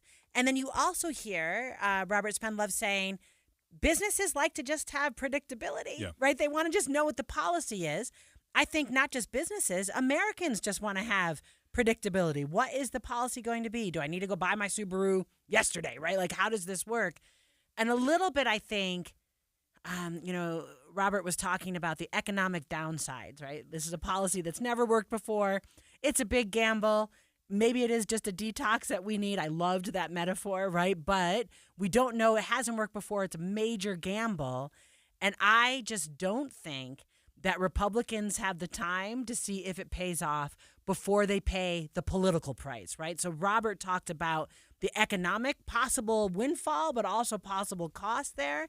And I just got to think Republicans, if they can't explain how this works over 10 years, if they cannot tell their voters it's a detox. Remember when you went on that liquid detox and your tummy hurt for like 2 weeks? Like, it'll be fine in 2 weeks. Like, that short-term pain, I think politically has ramifications. Is that a problem with the policy, or is that a problem with us, the voters, that we cannot handle any kind of diet? We're like, we're going to eat chocolate chip cookies come, we're eating chocolate chip cookies, right? Or, I will have all the Girl Scout cookies, the Samoas, the tagalongs. I will have them all. We want to have it, even though we know this is not good for us, even though we know that we're going to pay a price.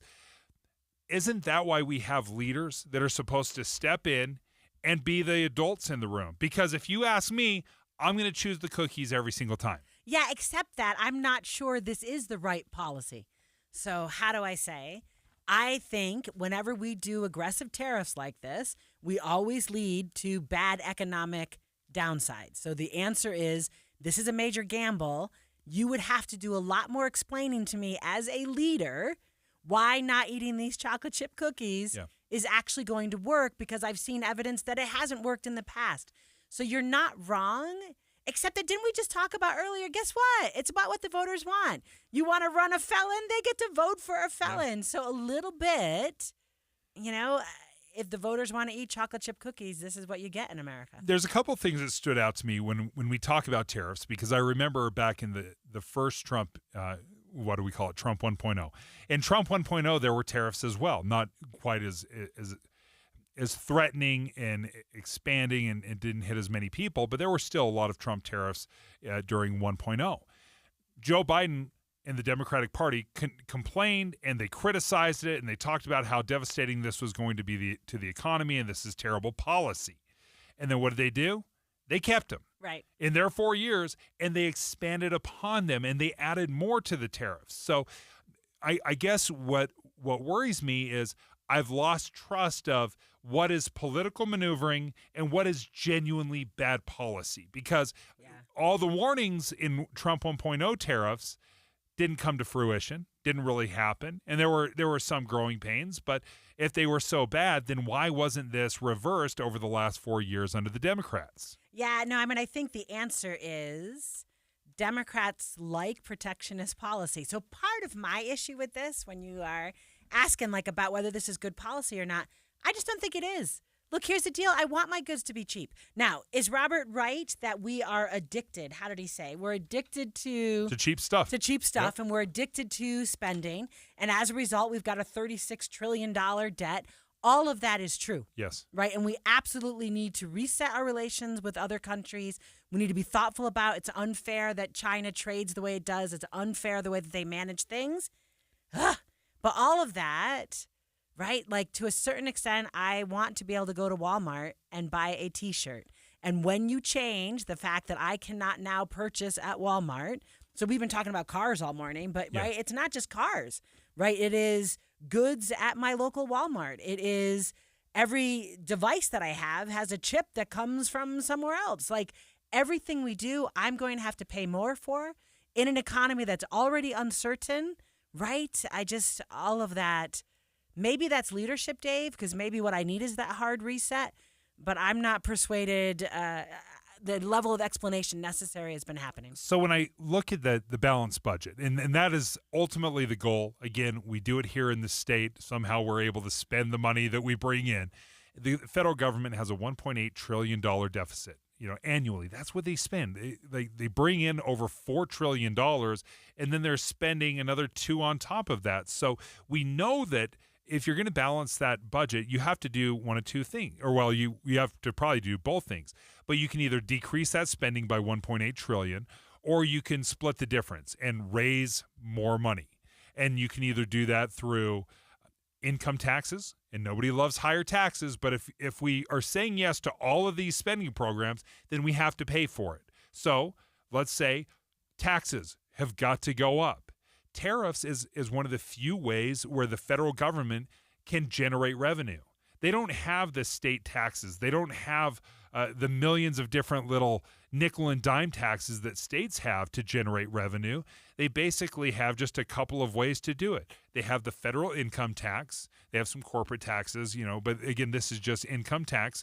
They have Social Security that gets taxed, Medicaid that gets taxed, and then they have tariffs. And we have not tapped into that aspect of revenue generating really on any serious level. Just last year, PBS published this. We brought in $80 billion in revenue from tariffs. $80 billion. of a more than $4 trillion revenue, we only had $80 billion of that as tariffs. So is that an untapped market? Probably. Yeah, maybe. Except that what I just heard earlier, it's $3 trillion to $6 trillion over 10 years. So if our deficits are $2 trillion a year, that doesn't even approach, right, balancing the budget. To a certain extent, what I would want is Congress to actually write a budget and not have it be For sure. continuing resolution time after time after time. Let's say, though, and if we're going to play, a little bit of hypothetical, now we're out of time, can't we actually do it? But say Elon Musk is able to cut his $1 trillion that he's been promising through Doge, and then we make an additional $600 billion in tariffs. That actually balances the budget pretty close to for this 1 year, or maybe it goes out. But we're talking we have to lose $1.8 trillion in the budget. Now all of a sudden we're talking about something that has been a pipe dream forever, and maybe it's still all a pipe dream and it's all hypotheticals. But we got to do something, and that detox. No one likes the detox. Anyone that's been on the detox or the crash diet, nobody likes it. But guess what we end up liking? The results.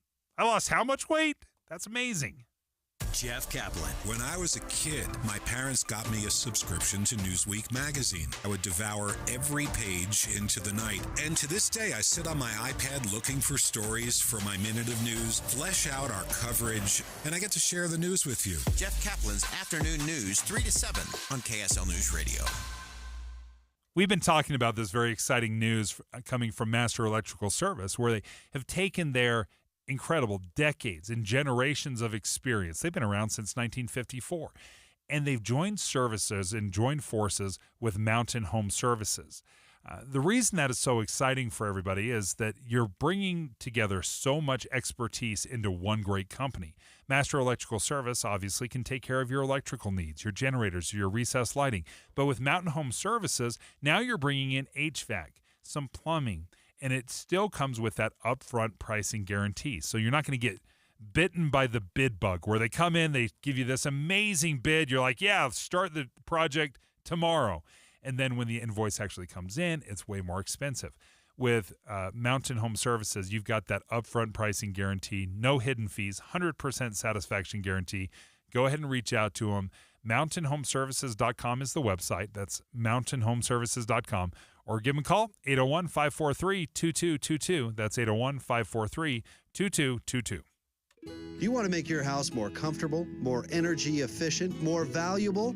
Well, maybe it's time you took a look at your doors and windows. And there's nobody around who does doors and windows better than Peach Doors and Windows. Improve the functionality of your home with custom replacement windows, entry doors, patio doors. Maybe you have a sunroom or you want a new custom front door and windows to maximize the beauty of your home. Peach offers flexible financing available to fit any budget. They've got expert installation, including fiberglass doors, which are their specialty, and they'll replace your windows with the highest energy efficiency rating. And customer service is a top priority. It's the reason why they have so many 5-star reviews on Google. You can check it out for yourself. You can also check them out online at peachbuildingproducts.com. You can call for a free in-home estimate, 801-566-1255. Or see them in person, 2940 South, 300 West in Salt Lake City. They're open 6 days a week, Monday through Saturday. Go check out their beautiful showroom. It's Peach Doors and Windows. Mom and Dad used to argue about everything, especially about Dad's drinking. My family went from totally crazy to quiet, calm, and even peaceful when Mom started going to Al-Anon family groups. I wanted a better relationship with Dad, so I asked Mom if she would take me to her Al-Anon meetings or to Alateen. I'm sure glad I did. Is someone's drinking troubling you? You might be surprised at what you can learn in an Al-Anon or Alateen family group from people just like you. Call 1-888-4-ALANON or go to alanon.org. Mountain Home Services. Talk back to KSL. Text us at 57500. Sponsored by Mountain Home Services. Dave and Debbie. It's impossible to digest and consume all of the news that's now coming at us through either social media or through web pages or through the radio. Pick what is most impactful in your life and focus on that. And that's what Dave and I do every single morning. We pick those issues that are most important to our listeners and we boil it down so it's digestible. It's simple to understand. I think we're trying to find the essence of the story. You know, you can't be an expert on all things, but that doesn't mean you can't be curious and really find out more and educate yourself and learn the complexities of an issue. But I think all of us start at ground zero on everything. Ask questions, show that curiosity. And then if you need more research, you can always go to KSLNewsRadio.com and learn more. Listen for Dave and Dujanovic 9 to noon on KSL News Radio. It's 11:30 at KSL News Radio. I'm Verl Johansson. KSL's top local story this hour. The State Board of Education will be voting this week on a resolution targeting any remaining DEI programs in Utah's schools. This resolution just asserts that the leaders elected by the people, we take their concerns seriously, and we take the noncompliance of our own agency and of our LEAs seriously. State School Board member Christina Bodges is behind the resolution, which at one point reads, quote, DEI at its core is 1920s Soviet Union policy for using ethnic minorities to advance the installation of communism. 4 other school board members are backing the resolution. In a statement to KSL.com, board member Sarah Reel, however, called the proposal a waste of time and embarrassing. Our top national story this hour from ABC News. The European Union is threatening a strong response to President Trump's tariffs. EU Commission President Ursula von der Leyen saying the bloc has a strong plan to retaliate against President Trump's tariffs, though it would prefer to negotiate a solution, adding Europeans are utterly disheartened by what's happening. Trump is expected to announce additional tariffs later this week. He has already imposed 25% on imports of steel and aluminum from all countries. Inez de la Cuetara, ABC News, Paris. Your money at this moment, the Dow is down 86 points, the S&P up 8, NASDAQ up 107, and coming up, we've still got major delays on Utah County roads. Emergency traffic is next. KSL News Time, 11:31. Mornings are for recharging. And they're for starting your day right. We volunteer to join you in the car. Get news and weather at 102.7 FM during the most important part of your day. Andy and Amanda, each morning between 5 and 9 on KSL News Radio. This is a story of the one. As a maintenance specialist for university housing, he knows college students can major in wear and tear. Plus, housing so many students doesn't leave a lot of room to house all the supplies he needs. That's where Grainger comes in. With over 1 million industrial-grade products and fast, dependable delivery, Grainger carries the quality products he needs so he doesn't have to. From a new door hinge to a whole new faucet. Call, click Grainger.com, or just stop by. Grainger, for the ones who get it done.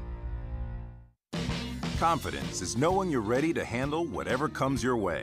That's what it feels like to take on your workday with Cintas.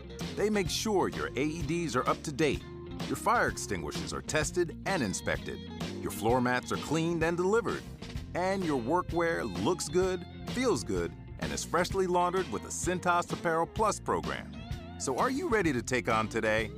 Visit Cintas.com. Oh, I'm ready! And get ready for the workday. Any Hour Services can help unclog any drain in your house, whether you have a backup, a clog, or a slow drain you want fixed. Call Any Hour Services or visit anyhourservices.com. It's emergency traffic. Traffic and weather together brought to you by Mountain America's My Style checking account with built-in benefits. Here's Ricky Meese. Well, Mother Nature's April Fool's joke has really made a mess of the drive on I-15 in Utah County, where emergency traffic continues due to a multiple vehicle crash in Spanish Fork on the southbound side of I-15. And this is near Main Street in Spanish Fork. And even after that, we've had reports of a semi that's over to the left. Now, the crash in Spanish Fork, those vehicles are still blocking a right lane. We've had plows come through, and you could just see how much slush they were getting off the freeway. So in one sense, the road condition has improved slightly, but you still have solid delays from Springville almost down to Benjamin Benjamin. Now, if you see something happening on the roads that we don't, be sure and text into our KSL Mountain Home Services text line at 57500. Salt Lake County freeways, we are back to a delay-free drive, but again, it's kind of nasty out there. Common Spirit hospitals, clinics, and caregivers, all connected to advanced health care in Colorado, Kansas, and Utah. Healthcare with human kindness is here. Hello, human kindness. Ricky Neese in the KSL Traffic Center. Cloudy skies with scattered showers will stick around the rest of the day. Today's high looking to get up to 46 degrees. We'll heat up a little bit as the week goes on, getting up into the high 50s and low 60s for the weekend. Right now, mostly cloudy and 36 degrees in Salt Lake City. I'm Verl Johansson from the KSL Common Spirit Health Studios. Listen online at kslnewsradio.com, where Utah's news, traffic, and weather station. Dave and Dujanovic, your morning companions for talk, analysis, and key perspectives on Utah's biggest stories on KSL News Radio. According to this article in KSL.com, the Utah Board of Education is targeting diversity programs that are still present and active in schools. And fortunately, I actually have somebody that works in schools. Leah Murray leads the Walker Institute of Politics, a poli-sci professor at Weber State University, and I want to pick apart a few things that are going on. Number one, what DEI is, how you've seen it change over the last couple of years, because the state legislature has put into law that requires any DEI organization, program to be removed from campus. Like even the wording in curriculum, that has been removed. So now it's up to the schools to do it, right? So can you walk me through a little bit what the DEI program is, what your understanding was, and how you've seen it change recently? Yeah, so it's diversity, equity, and inclusion, which is a conversation about, I think, being aware of, how I teach my students about it is history casts a long shadow. So the answer is, I'll just real quick, sorry, political science class, right? But like when this whole thing started, only 6% of Americans were allowed to vote, eligible to vote. And they were white, male, people with property, right? Like basically was who could vote. Today, like 67% of Americans are eligible to vote. And most of the people ineligible are under the age of 18, right? So actually we've moved from not a lot of people being able to vote to just about everybody. Mass voting, right? Everyone really pretty much is eligible now. So DEI, the way I understand it in my field, is kind of a conversation about, well, which groups were left out at the beginning? Mm-hmm. What is the history of America in achieving equality over time? Does that make sense? Like thinking about who is now part of the we the people that we started with. So for me, in those conversations, it's important to note, and I say this, as a woman, I would not have been allowed to vote, right? Until Utah became a state. I grew up in New York, so if I stayed in that state, I wouldn't have been allowed to vote until 1917. And I think those stories have some real meaning, right? So I think when it comes to DEI, when you are in disciplines, right, so you're in curricula talking about the history of politics or the history of how things work, that is taking a look at groups that weren't always in a dominant position. Does that make sense? Right. Okay. So, and again, I always tell my students, man, it depends on the context, right? Like, so for a number of my identities wouldn't have been allowed to vote, being Catholic, being a woman, right? Like all of those other identities maybe would have, I do own property, right? Like just kind of being thoughtful about what that looks like over time in the context that it is. The HB 261, as I understood it, didn't address curriculum at all, right? So I actually asked Senator Johnson, so can I not teach about Emmett Till, right? Can I not talk about the civil rights movement? And he was like, absolutely not. Like, that's curriculum, and we should be talking about the civil rights movement. Fine. What the DEI that the HB 261 was very concerned about was the hyper focus on requiring people to have a, like a statement. So, for example, universities would say, if you're applying to the University of Utah, one of the pieces of your application would be a diversity statement. So you would ask someone applying for a job, right, to write like, a paragraph or two about what their position is on diversity. What HB 261 said was that seems like you are requiring people to have an opinion about something that maybe they don't necessarily have to have an opinion about that feels discriminatory. And then we were all told to comply, get rid of diversity statements and hiring practices, stop doing trainings that tell people they have to have a diversity statement. Does that make sense? Yeah. The DEI argument has been very interesting because as you were describing the history of it, and I think obviously as a professor who has to look at this and the historical significance, the 1950s and Jim Crow laws, they were not that far removed. We still have grandparents that grew up in this era and who were directly affected by the prejudice and the racism that was happening. The question is, okay, well, what progress have we made since that time? And does the same rules apply from the 1950s to today? And do we need to look at it the same?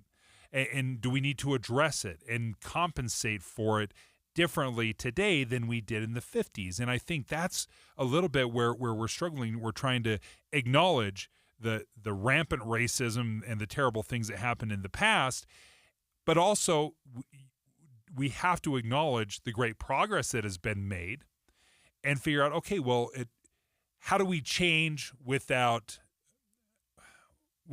ignoring the wrongs of the past? Yeah, no, that's interesting, right? And I think, so I will just share, one of my students told me that he was required to write an apology letter for being a white man.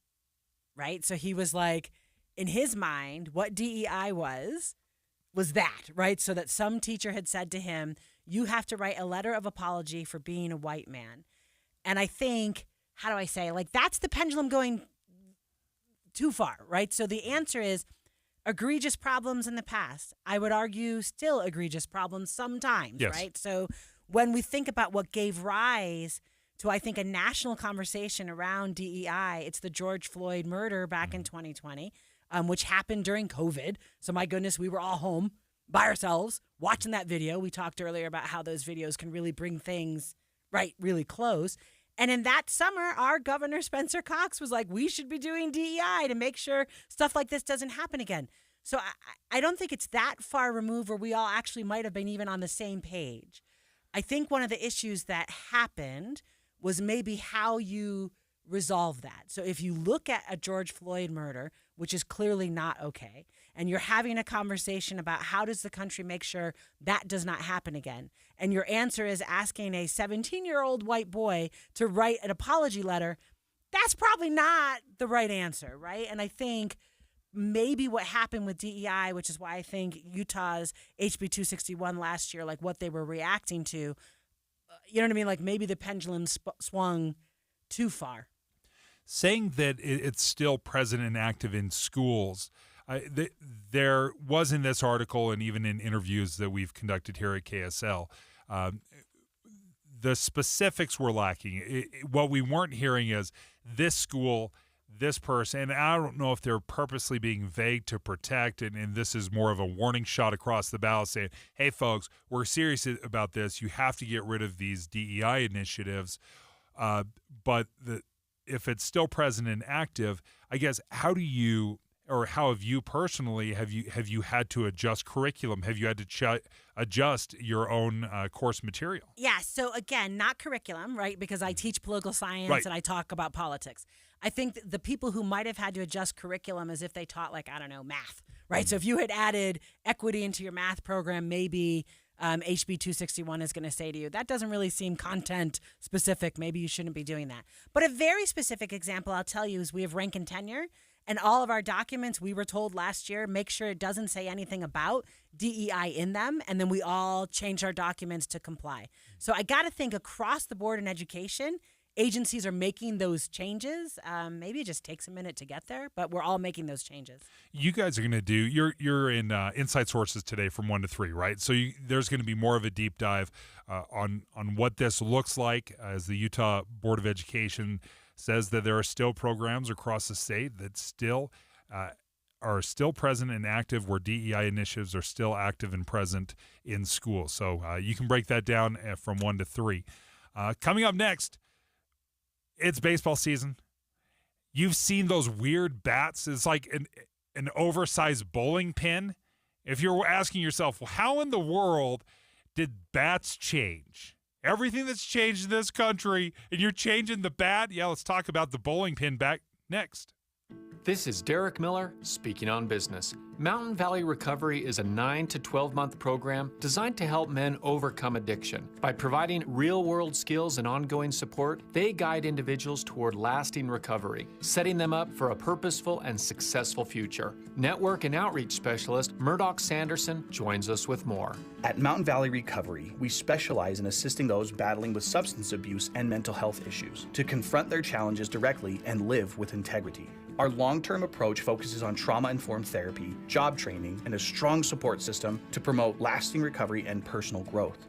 What sets us apart, our clients gain hands-on experience by working on a full functioning ranch, learning valuable trade skills, and engaging in equine therapy. We don't just focus on sobriety. We help men rebuild their lives with purpose, independence, and confidence. Many graduates leave with renewed self-worth, stronger family connections, and stable careers. Local businesses and community members can support our mission by hiring graduates, donating resources, or contributing to programs like our beekeeping or greenhouse construction. If you or a loved one needs help, please visit mountainvalleyrecovery.com. Recovery isn't just a goal, it's a lifestyle. Mountain Valley Recovery offers support to those in our community, helping them improve their lives and re-enter the workforce with determination. With their help, people can excel and succeed in whatever they set out to do. I'm Derek Miller with the Salt Lake Chamber, speaking on business. Emergency traffic on KSL News Radio, brought to you by Mountain America's My Style checking account with built-in benefits. We still have delays left over from a multiple vehicle crash on southbound I-15 in Spanish Fork. So the slowdown starts in Springville and it continues to Benjamin, but the road conditions are improving and improving quickly now that the plows have had a chance to go through and clear some of that snow and slush off of the freeway. We just have the final cleanup of this crash in Spanish Fork by Main Street on southbound I-15, and then the delays will have a chance to clear out. That crash had been blocking a right lane. Wasatch Front businesses and property managers. GoPave Utah provides all asphalt repairs for your parking. For patching and paving along the Wasatch Front, contact GoPave Utah. GoPave Utah. GoPaveUtah.com. Ricky Meese in the KSL Traffic Center. On the surface, it seemed like just another Cinderella story. A team that was predicted to finish dead last is now waiting to play the first round of the playoffs. But Real Salt Lake's 2021 playoff run was so much more than what happened on the pitch. Our club is burning to the ground. This is the tip of the iceberg. Making of a Moment, the RSL story, is available now. I just kind of got chills right now thinking about it. Follow us at makingamomentpod.com or wherever you get your podcasts. Dave and Dujanovic. All right, there's a real conversation to be had here. And we're going to talk about the Major League Baseball bat, but we're going to make it more than just about baseball. And what I want to bring up is how we do the same thing over and over and over again. We never question why we do something, or we don't ask ourselves, is there a better way to go about something? And then when someone brings in this revolutionary idea and it's amazing, we're like, it's got to be illegal. It's wrong. You're messed up. There's something wrong with this. Because we are so mired in tradition and the way we think things are supposed to be that we may not realize that baseball had the most obvious solution in the world and they just didn't use it for about 150 years. And that is the torpedo bat. Have you seen the torpedo bat? Leah Murray from the Walker Institute of Politics, host of Inside Sources. And huge Yankees fan. Huge, unfortunate Yankees fan. I wish I was a Yankees fan. I'm a Reds fan. We're terrible. I mean, we might be good this year, but mostly we're terrible. But you guys started this. I'm not blaming everything on your team. I'm so sorry because the Yankees are smarter than other teams. If this happens to be true, I'm just devastated. But yeah, quite frankly, they're doing something different. Walk us through the torpedo bat, the history of the torpedo bat that you were just talking to me earlier Yeah, about. so legit. There's an MIT, Massachusetts Institute of Technology, brilliant person who is a physicist working for the Yankees. as a hitting coordinator. His name is Aaron Lenhart, and he basically said, I'm trying to help with data, right? So he's watching data, like where are these players playing, where are they hitting, excuse me. So the players would tell him, I'm trying to hit it here. And he would look at it and he said, players are pointing to where they're trying to hit the ball, and they noticed themselves that it was not the fattest part of the bat. So this MIT physicist, by the way, use science to make things better, goes in and says, let me create a bat for these players. The first one who used it last year was Giancarlo Stanton, and he's just launching, right? So these are home runs all over the place. This year in opening day, and I might have this wrong, but I think we won 1,000-2. No, I think it was like 20-9. We beat that poor Minnesota team. And they hit more home runs that have ever been hit in a single game in history. And Dave, the coolest thing about it, I'm sorry, I'm just fangirling Yankees right now, but literally it was like pitch, home run, pitch, home run, 9 pitch, home runs. Run. Right, but the first 3 pitches were 3 home runs. Just knock these things out of the park. So the Yankees use science to make their sport better. But you said you're a Reds fan. I'm really sorry for you. But 2 of the hitters and the Reds, Jose Trevino and L.A. De La Cruz, also have torpedo bats. So I want to be really clear. It's not just the Yankees. It's not just the cheating Yankees. They are not cheating. It's They're the cheating Reds, too. They are winning. Just be worried when Ohtani gets one of these bats, right? And it's just like... Yeah, it's hitting it to the moon. You're playing in L.A., you just hit it to San Francisco. That's Congratulations. Right. That's right. Okay, so this is... It looks like a bowling pin, like an oversized bowling pin. So it has its handle. It flares out. And what's unique about this is at the very end, it starts to taper. And each bat it looks like it's a custom bat. So sometimes you'll see a very severe taper. Other times you'll see something that's a little bit more modest. And I was listening to one baseball player, and he said, the reason we're doing this is whenever I get out, it's because I hit it on the end of the bat, and then it stays in play, and it's just a slow little dribbler to the second baseman. He said with the torpedo bat, by narrowing it down at the end, when I hit it off the end of my bat, it will go foul. And then I get another swing. So my bad swing doesn't produce an out, it just produces a foul ball, and I get another pitch. And that was absolutely crucial for that player. Does it surprise you that in the 150 years that we've been playing professional baseball, by the way, the Reds were the first professional baseball team in America. Congratulations, Yay Reds. for the Reds, yeah. So why does it take us so long? Like, how is it that nobody thought, like, maybe we just have the shape of the bat wrong? Like, that doesn't seem like that crazy of an idea. Major League Baseball has looked at these torpedo bats. They say it falls within the specifications and the requirements we have. They are legal bats. Why are we so hesitant to question? Why do we do it this way? So I love what you just said. You must have read Moneyball, or at least seen Yes, the movie, I've read it right? and watched it. Yep. Okay, so the question is, baseball, I think, like any organization, is traditional, right? It's got like, this is the way we always did things, this is the way we always should do things. And I think the introduction of data is a relatively recent phenomenon, right? So I think being a team that says it's not my like gut instinct. Yes. Right. It's like, and we see this with pitching, like how many pitches they're allowed to throw.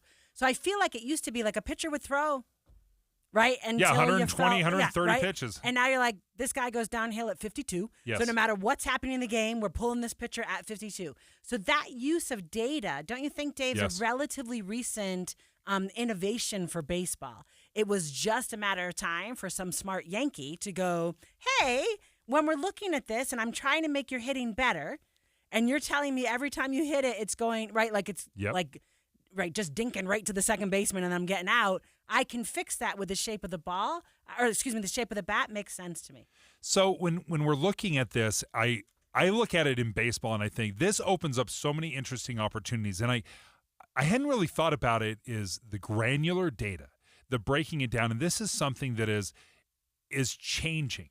With artificial intelligence, the amount of access we have to information and data, we've never seen anything like it before. Right, and baseball's like perfect for it, right? It's perfect. It's the perfect there are thousands laboratory. of point of data, right? Yes. Batters get up so many times, pitchers pitch so many times, like all of those.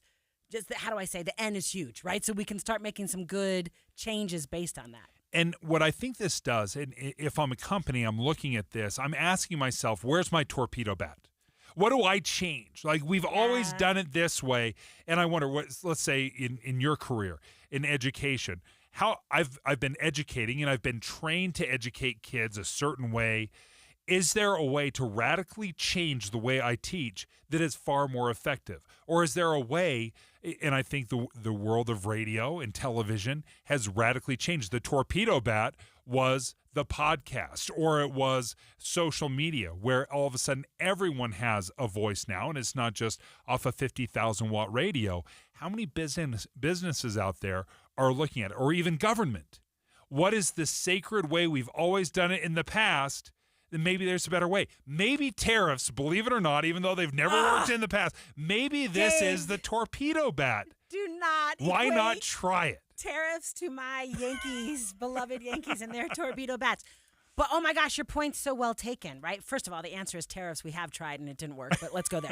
But I love that. I think humans are so not really comfortable with disruption, right? So I think, but we're going to use that phrase. What is the torpedo bat for our industry? What is the torpedo bat? Thank you so much. Hey, you are the best. Thank you so much for joining us on the Dave and Dujanovic Show. Debbie will come back next week, but we'll turn things over to Maria Chaleos. Utah Refugee Program has been providing support for more than 50 years.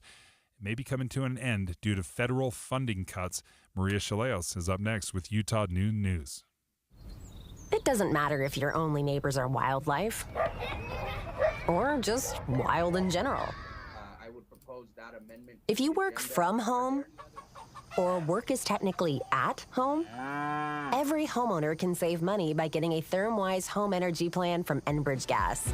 Discover ways to make your home more energy efficient and apply for rebates if you purchase any energy-efficient appliances. Schedule a home energy plan from Enbridge Gas at thermwise.com. It's springtime in the Rockies, and it's time to apply Revive Organic Soil Treatment. A Revive treatment with fertilization, aeration, and good watering is the key to building stronger roots for a healthy, lush green lawn. Revive fertilizes and moves water and nutrients deeper into the soil. Take advantage of spring storms with an application of Revive now. Protect yourself from drought later this summer and skyrocketing water costs. With Revive, if you water 2 times a week, it's like watering 4. Apply Revive Organic Soil Treatment today. It works. Break your spring break routine and make your way into a unique balance of outdoor adventure and arts. In Cedar City and Bryan Head, you'll be greeted with stunning views combined with the most epic trails at Cedar Breaks or Three Peaks Recreation Area. Recreation enthusiasts, we're talking to you. Visit Parowan's Evil Water Bike Trails, Thor's Hammer, and Kolob Canyon to take the ride and hikes of your life. The trip wouldn't be complete without one of the scenic drives and byways in the region.